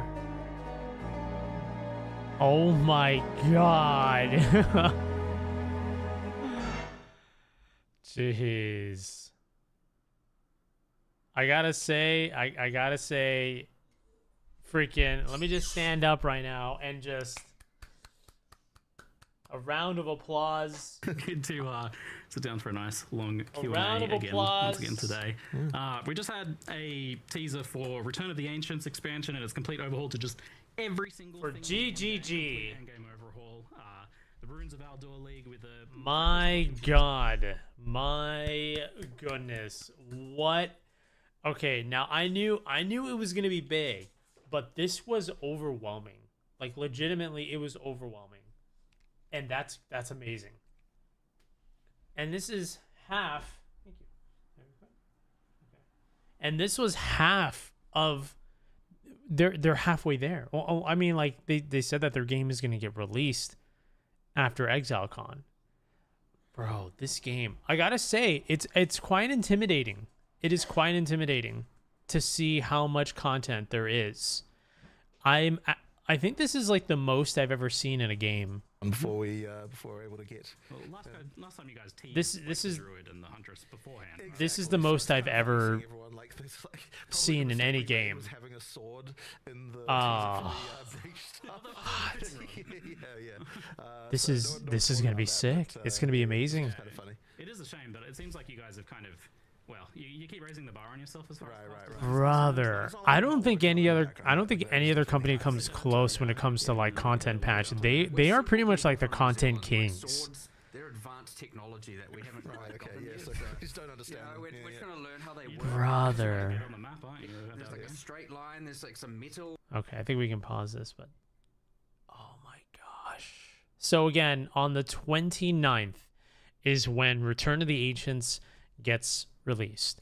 We are going to be playing it on the 29th at 1 p.m. Pacific time. Same time. We're going to be playing it on release. Now, I got to say, with the amount of content that's getting released, I'm feeling more intimidated than ever to play hardcore, and I might just do regular.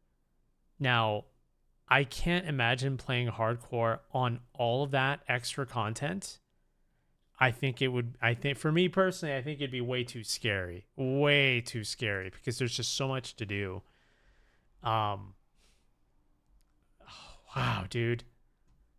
Holy brother. What in the world? Each endgame mechanic is like 200 hours and there's like six of them. Yeah, I think maybe it's time that I finally hang up the hardcore jacket. Maybe it's time I finally stop doing it and I just play it regularly. I think that's what I should do because I want to be able to experience every bit of Path of Exile and without like losing my character and then that's it, you know what I mean? Like, and then I won't be able to see like the rest of the 500 hours. So that I think that's kind of the thing. Like if I really would want to explore every bit of this game, I would have to go through it one good time and then and then at that point, they said the Eldritch words, they did. I was like, did they just say Eldritch? Oh my god. What if that's true. That's true. That is one of the things that I really love about Path of Exile. You can still play hardcore and even if you die, it automatically gets transferred to softcore and you can still keep playing. That is so true. So if anything, I can still try my attempt at hardcore and go as far as I can. And even if I die, I'll just keep going. You're absolutely right. You're absolutely right.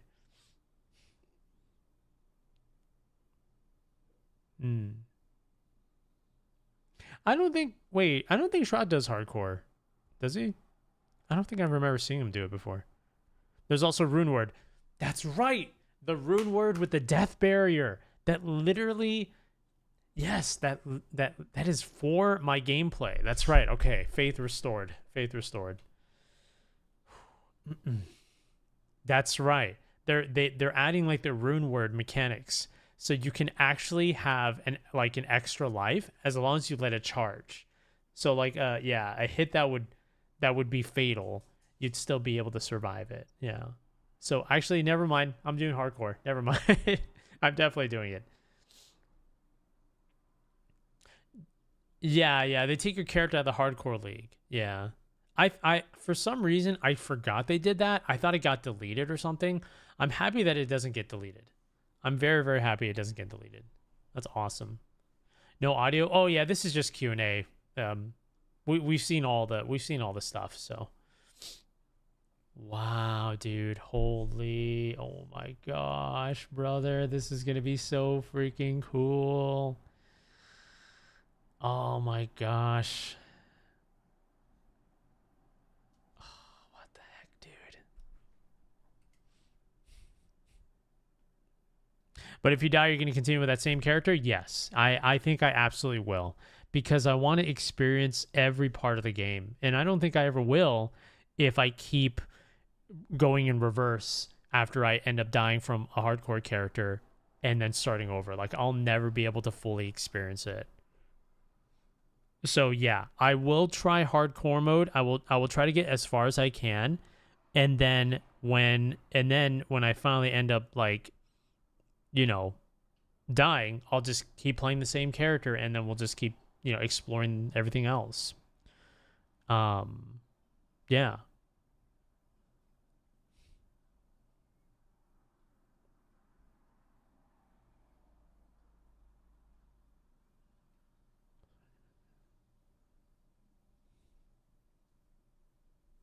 Okay.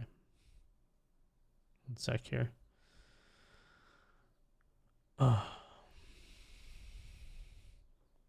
So, what do you guys think of it? What are your thoughts on the 050 patch? It's all right. It's okay. It's meh. Or is it a 10 out of 10? What do you guys think? Bro, I am so pumped. I'm so excited. Again, the only thing I'm personally a little worried about is being overwhelmed. I am easily overwhelmed when it comes to, you know, like layers upon layers upon layers of, you know, mechanics, skill pages, you know, stuff like that. Like, you know, I do get very overwhelmed with that kind of stuff. That's me personally, but I think that's more of a problem of me not pacing myself properly. I think that's the only issue. Because I usually don't.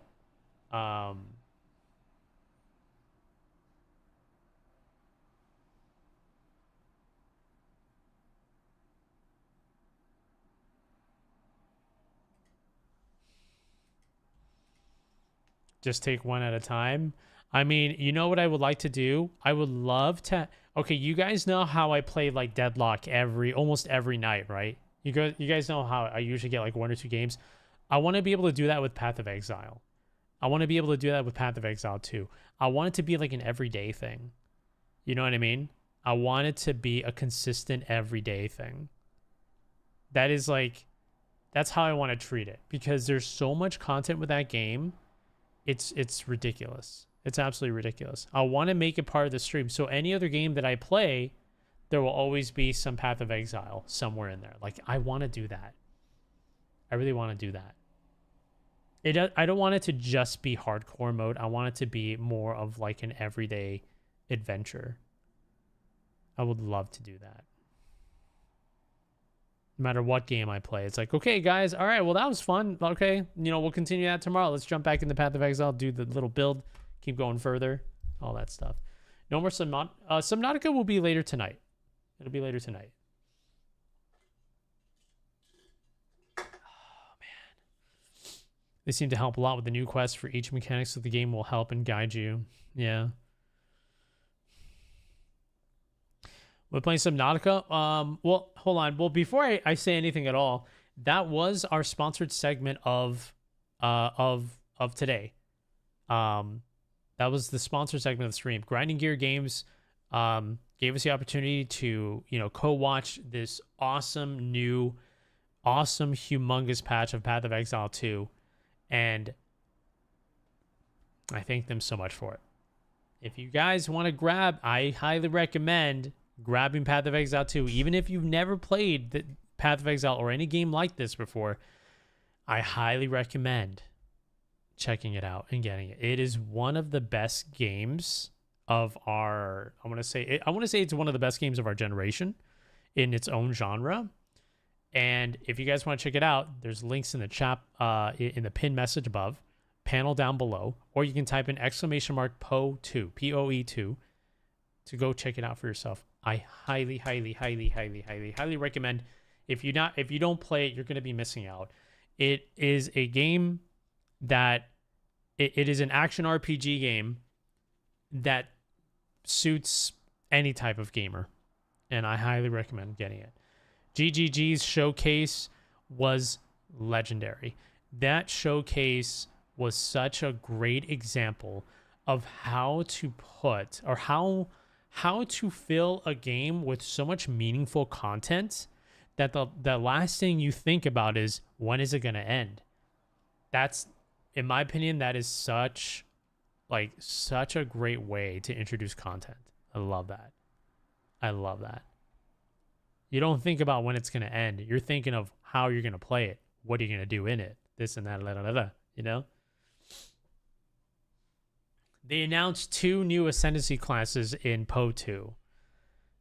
2 new ones. It's like Martial Artist and the Spirit Caller, which is insane. I think it was called the Spirit Caller. That one is the craziest one, because you get to actually tame beast bosses, which is nuts. I think a lot of people are going to pick that up. They didn't mention anything about swords, not that I know of. I don't think I saw any swords. But if it happens, I mean, it'll most likely happen in 1.0. Excuse me. Yeah, they said that 1.0 is going to be bigger than this, which is crazy. 1.0 patch reveal is going to be bigger than what you just saw. So I have a feeling that's where swords and anything else that has been missing is going to be introduced, I'd imagine. Oh, wowie, wow, wow. Okay. Well,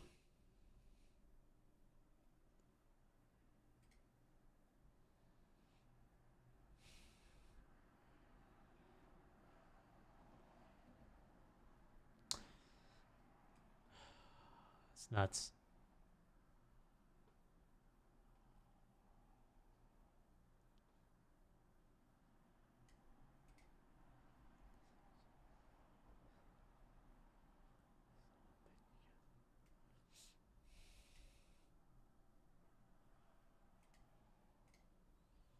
Your hair looks beautiful. Oh, thank you.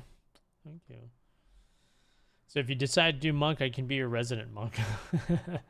I mean, I'm most likely going to do monk again. Time for Subnautica. Well, the thing is, I'm actually going to be, I've actually planned to go watch a movie today. Nice and early. I was actually planning to go watch Mortal Kombat, because I heard that was pretty good. So I was hoping to save Subnautica for later tonight. Maybe around like 6 p.m. ish, around there. Yeah, today's kind of like a 2-parter stream. Yeah. Plus I'm not gonna lie to you guys, I am so tired because I woke up so early today. I'm so pooped. Yeah. I was gonna take a little bit of a break. And yeah. Yeah, Yeah, I heard that Mortal Kombat 2 was pretty good. I heard that it was actually pretty good. So I was kind of hoping to go see it today. The only problem is I didn't get a lot of sleep today, so I hope I can thoroughly enjoy walking around and stuff, you know, because your boy is a little tired. Is a little tired today.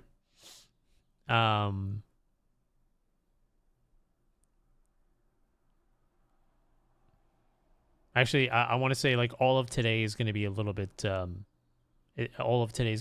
tiring. So even when I come back, I might be really out of it. But yeah, more Subnautica tonight. More Subnautica tonight. So definitely expect it. I'm gonna go back into it and farm some more and make the base and all that stuff and all that. So, oh, I forgot to mention one thing. I forgot to mention one thing.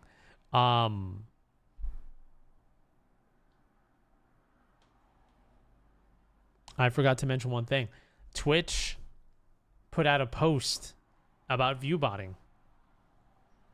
They put out a post about viewbotting saying that they're going to take other measures or different measures to viewbotting.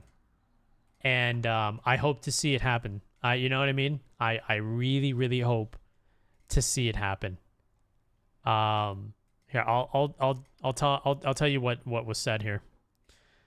So it says here, a note on our work to combat viewbotting from the CEO. There's been a lot of discussion recently about viewbotting on Twitch, and I wanted to share an update on our enforcement efforts. Viewbotting is bad for our business. Hold on, let me change the title because we're not. Okay. It says here, viewbotting is bad for our business. We don't benefit from it, and we believe it harms the creator ecosystem overall. However, effectively combating viewbotting is challenging. As we deploy updates to our real-time detection algorithms, viewbotting companies quickly respond with updates to avoid detection. Also, our detection systems must be precise to ensure the legitimate viewers are appropriately counted. Today, we're introducing a new enforcement type that we plan to roll out over the next few weeks. For channels identified as persistently viewbotting, we will apply a cap to the streamer's concurrent viewership for a fixed period of time on all of Twitch surfaces. The cap will be based upon historical data regarding that creator's non-viewbotted traffic. Repeated violation will result in longer penalties. I still think it should be permaban, like straight up. I don't know. I don't understand like slaps on the wrist and all that stuff. I mean, like, you know. Streamers will be notified when an enforcement is applied along with the duration of the penalty and can appeal through the appeals portal. While streamers will be notified, we will not make a follow-on announcement when we begin issuing these enforcements, and will not publicly share details about when these enforcements are applied, because providing details simply makes it easier for companies to work around our interventions. We believe this approach will help us make meaningful progress against viewbotting. We will continue refining our systems and expand when we apply these enforcements over time. So I think what that means is that if they detect a streamer consistently viewbotting, what that means, if I understand this correctly, is they're going to cap the number. So you're going to, okay, so let's say if you see a streamer suspiciously hitting like well over 1,000 viewers within like less than 10 minutes of the stream, but their streamer size does not match that of a 1,000 viewer stream within the first 10 minutes. And imagine a streamer that does that, right? And let's say they were caught viewbotting, right? Let's say they were finally caught viewbotting. So I think what would happen is they would cap the number. So let's say if they try to do the same thing and like, yeah, we're going to try to get, over 1,000 viewers within 10 minutes, even though my channel's not that big. Now I think what will happen is you can no longer get above like 500 viewers. Like it'll try to like match the viewership, like your real viewership, which is like 400 or 500 or whatever. And it will no longer go above that anymore. It'll stay there. Even if like the viewbot tries to like add more numbers, it'll just stay at 500, if that makes sense. And that will be a clear indicator that that person is or was viewbotting.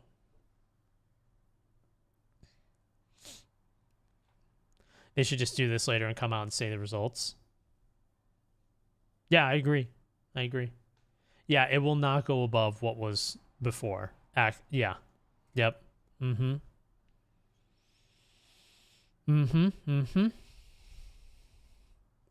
Yeah. Even Summit 1G had a really good take. Streamer viewership peaks at around 3 hours. If a streamer is hitting their highest views in the first 30 minutes, they're just built different, I guess. Summit had the best take about it. And I've seen a lot of people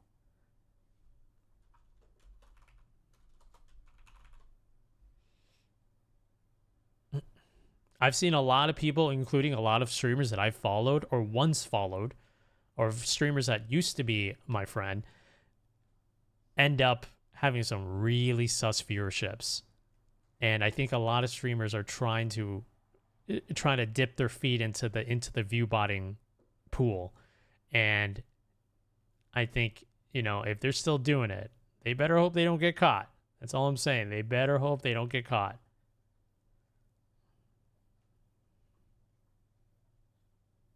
If I do the view botting without your consent? Oh, you mean like if you mean like if someone targets another streamer for like view botting and stuff?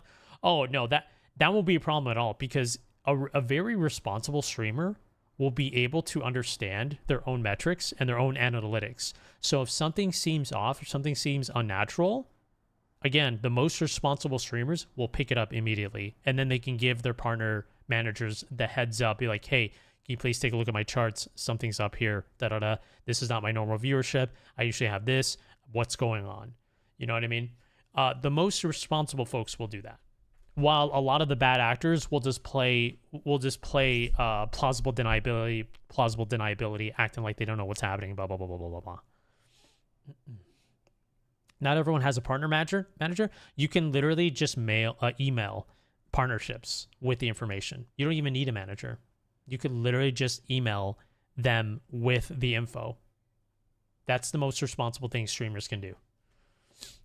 I remember there was at one point, like many years ago, when I think I was playing Tarkov, my viewership spiked like 7,000, and I stopped everything I was doing, and I was like telling chat, guys, I think my channel's getting targeted for bots. Let me go ahead and send an email really quick. I need to let Twitch know about this. So I went ahead, stopped the stream. Well, I paused the stream, sent the email out, and, you know, and as well as sent it to my partner manager. And they took a look at everything, and they were able to, you know, I guess just fix it, I suppose. And there were even moments where like my channel, like I would notice, here, I'll show you guys. Hold on a sec. Like this screen right here. If you notice here, this is like my follows and my subs and stuff like that. If there's ever a time where all of a sudden this the following list starts spamming like crazy, it just goes brrr, I give my people the heads up. I'd be like, can you guys take a look at this? Because I think there's like a follow bot happening. And then like a couple days later, it gets corrected. They delete all of that stuff from my channel, and I'm good. So that's the difference between a very responsible streamer versus somebody like that, a bad actor that wants to try to get away with that stuff. And I really hope that we see some changes. I really hope so.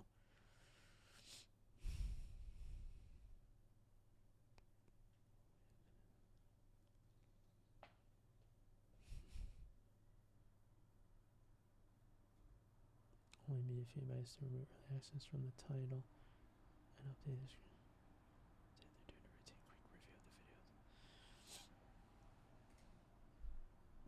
Hold on, let me see something here. All right. So yeah, there's really no excuse, in my opinion, for like a streamer to not know that it's happening. If you do this for a living, you have every bit of a responsibility to know what's happening with your viewers, with your viewer numbers, your analytics. Like it's a responsibility. You know, no one can just be like, well, I didn't know. What am I supposed to do? You know, every streamer can do something about it. You know, it's just, it depends if you want to do something about it. So cap could work. What's up, Brian? How you doing? The cap could work if they have good ways of identifying who's botting. I hope so. I really hope so. I really hope we start seeing some major results, because I think when we do, then that's when the name and shame starts to begin. And of course, hopefully like the whole ecosystem with like sponsorships and viewerships will become healthier across the board for the folks that truly deserve it the most, the ones that have been like legit with it the most, you know?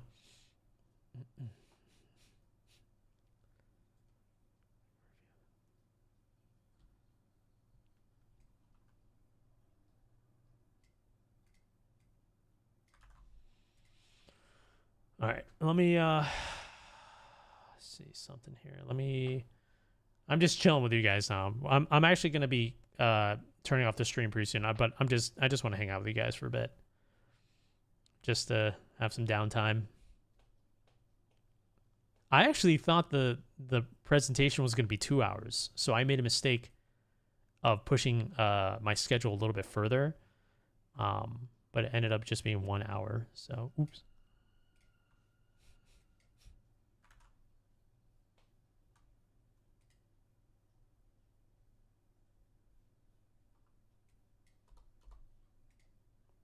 Sorry, 1 sec here.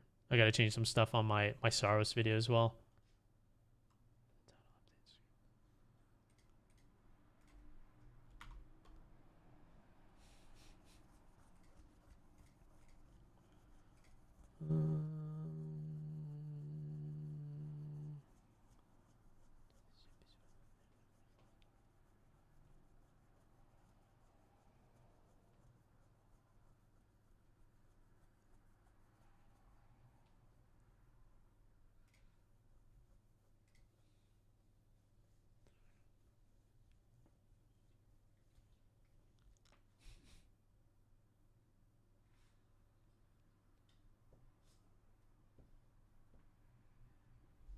Okay. Yeah, we're just hanging out now. We're just chilling. I'm also like replying to like my talent agency of like plans and stuff in the future. So this is like perfect time to do it. This is absolutely perfect. Yeah, let me get some music here. That Widow's Peak is beast mode. Thanks.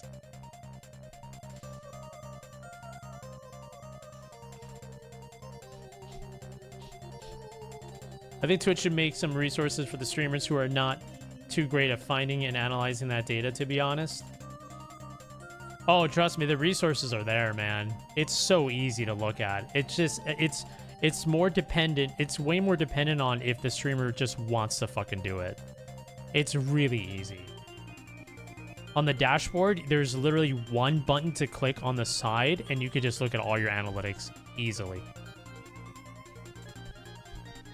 I agree with that. Mass follows and spikes in views are indeed very suspicious, but I've heard there are many more careful approaches where they add viewers over months. There was, oh yeah, yep. That's where you have to get a little bit more crafty, and you have to look at charts, and you have to look at how spiked those charts are compared to how big their channels are, and it doesn't add up. And unfortunately, in those situations, plausible deniability, you know, it's a hard thing to get past, because once you know someone is viewbotting, you know, it's like you can bring all the proof as much as possible, but plausible deniability will always be like an escape for a lot of the bad actors. Kane Pixel's Backroom series, an upcoming trailer. I have not. I don't think so. I think I've seen the trailer to Backrooms though. Some people have been botting for so long. How can they figure normal numbers? See, that's the part. They're far too gone. They can't anymore. You know.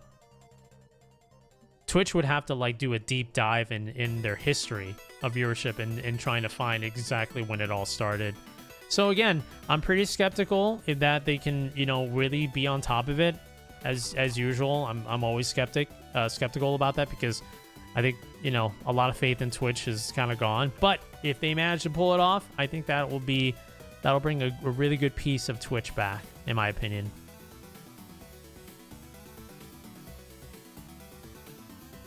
It did say history. Yep. I just hope that it, you know, they do it. I hope that we see some changes. I hope we get to see some people getting exposed. That is something we need. You know what I mean? I'm not even partner in some viewbot guy was streaming him doing it to people, so I wanted to stream, reported it, and he saw my viewer name pop up and botted me. I emailed Twitch about it, and they fixed it. Yep.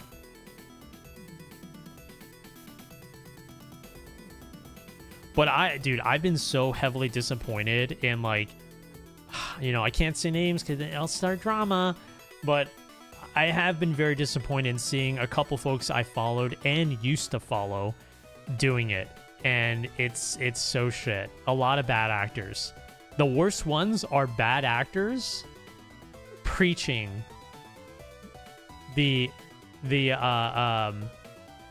preaching by condemning viewbotting itself. So it's like they're hiding in plain sight, or they'll talk about other people doing it, when they're fucking doing it themselves. Oh my god, that makes me so pissed off. But without, you know, that's why I'm hoping that they do get exposed, and that way I'm just gonna go in. I'll go in, dude. Oh my god. Well, we've seen certain people drop 10K for a few days when they hit the bots. Yeah, well, like, they need some serious public shaming. Absolutely. Because, like, when people view bot and they become successful with it, it hurts all of us. All of the legit ones. Which sucks, man.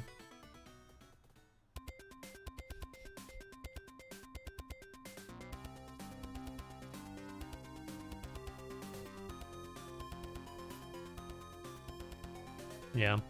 I really like Summit's stand on it though. Summit literally has like the truest fucking take on that, and he's an OG of Twitch. Streamer viewership usually peaks around 3 hours.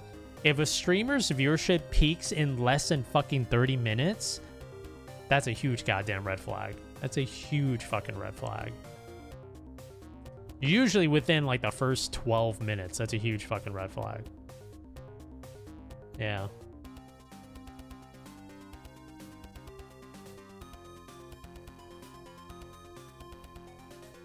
So overall, Twitch viewership has been going down for everyone though. Like, just generally. The thing is, now one of the beautiful things about that is all of Twitch viewership is going down. But if you're noticing streamers' viewership, that hasn't changed one single bit, especially when they're like streaming on opposite sides of the schedule or playing games that they're not known for, that's a huge red flag. But I can tell you, all of Twitch viewership is indeed going down. Every streamer is going down. If you notice one streamer's viewership that's not going down suspiciously, it's a red flag. It's a huge red flag. Because that's pretty much like the whole ecosystem of Twitch when it comes to like popularity waves or like busy months, or you know what I mean, or like even like if the channel's going through like if the platform's going through controversy and stuff like that. Yeah.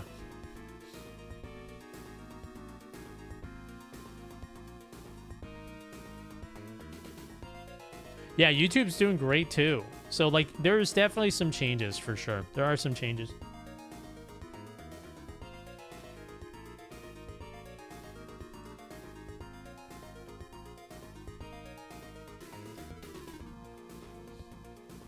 Yeah. So, you know, I hope taking the time to talk about it actually means like something's gonna happen. I really fucking hope so. Because it could just be another, just, you know what I mean? Just another smoke screen or something. You know what I'm saying?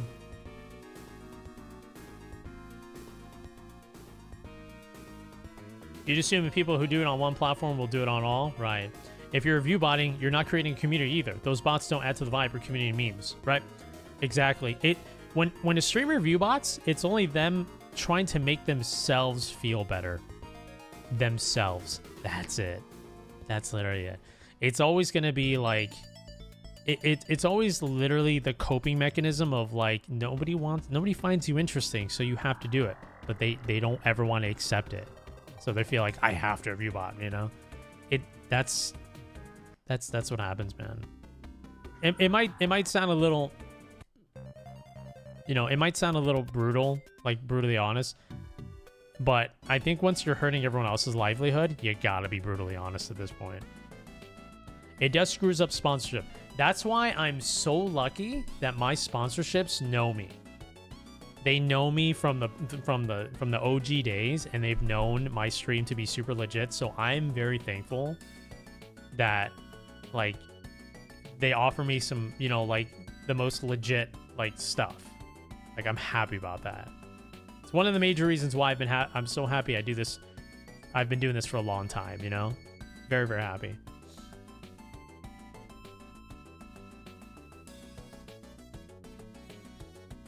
Like they'll take a look at my stream like, "Oh yeah, Grimmmz, yeah, he's legit. Yeah, we can go ahead and work a thing with them."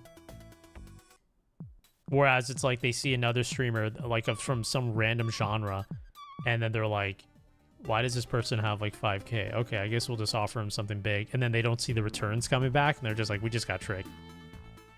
Yeah. If you feel like you need to viewbot, you're in the wrong line of work. Yeah. I mean, bad actors are trying to make some big bucks doing this, so hopefully they do get caught. Excuse me. I'm trying to find a specific song here.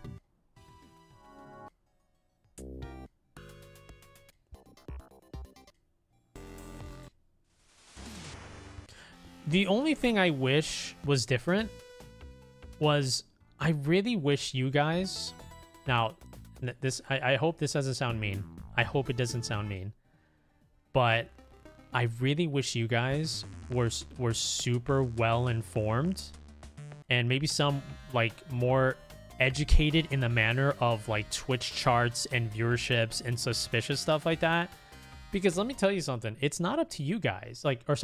It's not your guys' faults that you're not as informed as like streamers are when it comes to like what seems like red flags and viewerships and stuff like that, because it's not your guys' job to do that. Your guys' job is just watch and hang out and be part of a community. You don't have to worry about that, right? That doesn't really concern you guys as much, right? That's like a lot of extra stress that you guys, that should not be put onto you guys at all. Nothing.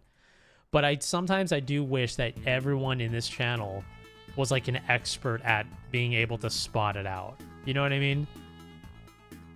Yeah, viewers often simply don't care because why would they care, right? It's not up to them to care. It's up to them to just enjoy themselves. But at the same time, it sucks because more bad actors will continue to be held, unaccountable. And if anyone should be holding streamers accountable, it should be the viewers. Because if a streamer is lying to their viewers, you know what I mean? Then that's fucked, right? Like, you guys don't deserve that. You guys deserve like an honest streamer that's gonna take care of you guys. They're like in entertainment and all that stuff. So, what's up, Mouse? But yeah, like that's what I'm saying. Like, I wish more viewers were like vigilant about this kind of stuff.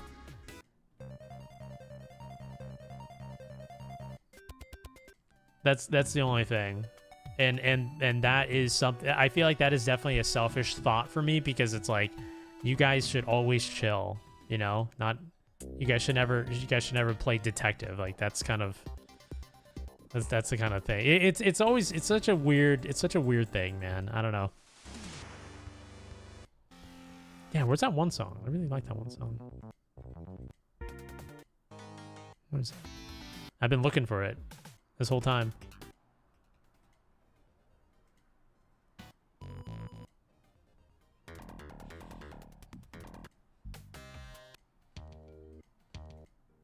Where is that one song?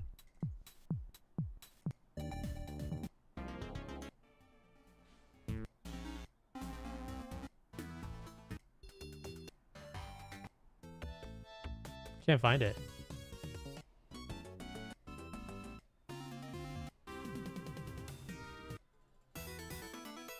Yeah, man, it's just like, just get him out of here, I'm not on Twitch to know about the industry, of course. I find you streaming entertaining, and that's what legitimate your results.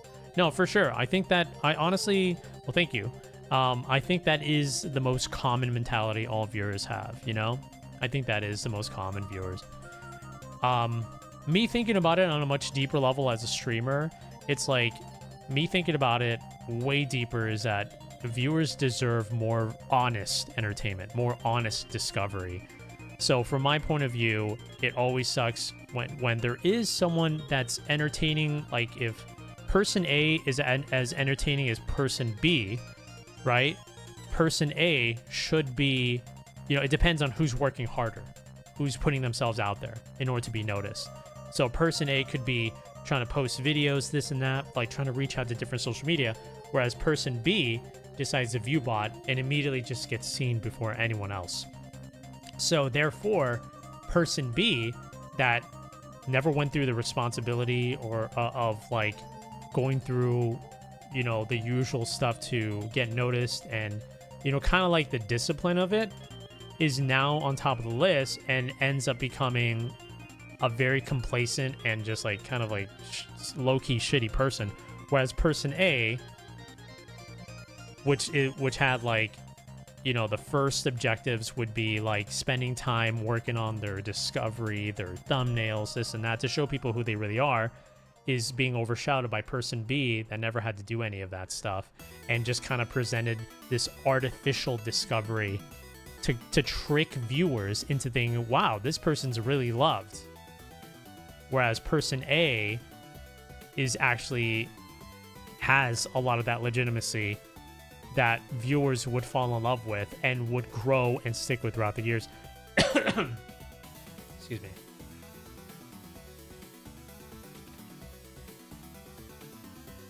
Discoverability is a big issue. You can probably get be twice as entertaining as someone view bonding, but still only get a quarter of the results or less. Well, discoverability is so shit because of view bonding, because of it. YouTube is a little different. YouTube has like algorithms that's really hard to be noticed, but on Twitch, you actually can be noticed, but it gets overshadowed by a lot of people that view bond, unfortunately. What's up, Oxum? Oh, we just take the look at Path of Exile 2. Now I'm just chilling with you guys.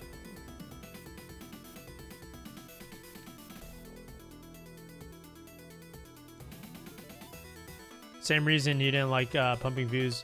It's the same reason you didn't like pumping views with share chats, right? Yeah. I typically don't like doing share chats.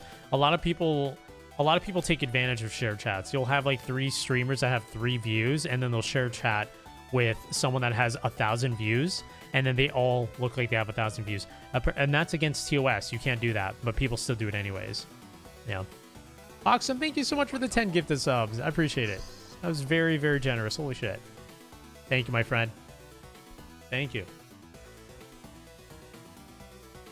You want some more? Yeah. They don't even stream the same thing. Right. You want some more? Thank you, homie. They do this while not playing together? Correct. Yep. You want some more?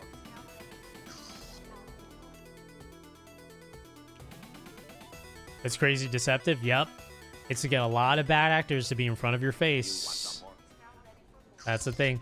And I think that's one of the things that'll always piss me off, is because I've worked so hard for my viewership. I have like a legacy, right? I have a legacy of like Killer Instinct tournaments, H1Z1, and I you know what I mean? I did so much to like reveal who I am to my viewers, and in turn created a bond throughout all the years, you know? Now think of creators trying to do that today, and they're like, let's just view bond and act like it did happen. And then they go up there and it's just like, and then they trick people into thinking that they had a legacy to begin with. You know what I'm saying? And they trick viewers into thinking, everyone loves them because that person has 7,000 viewers right now. Everyone loves them. It's like, oh, it sucks. It sucks to see that. It's always like it's a huge slap in the face. It's crazy, man.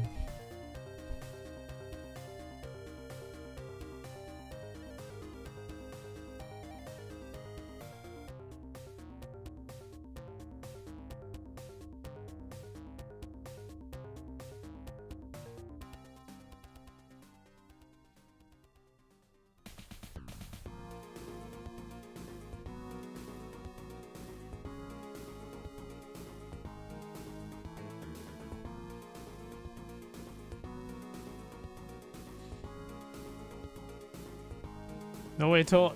Yeah, the bartender from, Fifth Element. I actually had it a long time ago.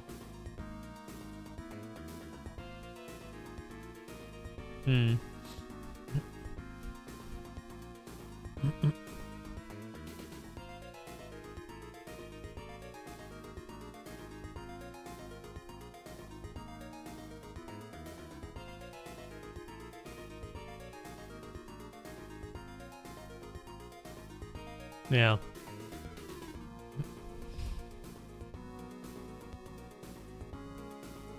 So we'll see what happens, man. We'll see what happens. The I think the whole view binding issue is like the front page now, and I think it's if nothing happens this time, it's over, man. Fuck it, it's over, bro. So we'll see what happens. It's back on the front page. People are talking about it. All of that shit is it's back. So we'll see if anything gets done about it. Because I have a feeling this is like the last time people would truly care about it, and yeah, if it doesn't go anywhere, it's fucked. It's really fucked.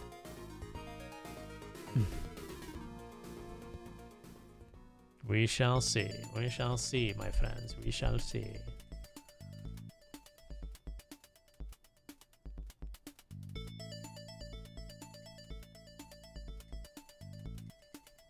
Okay. I'm going to repost Summit's post 2 times.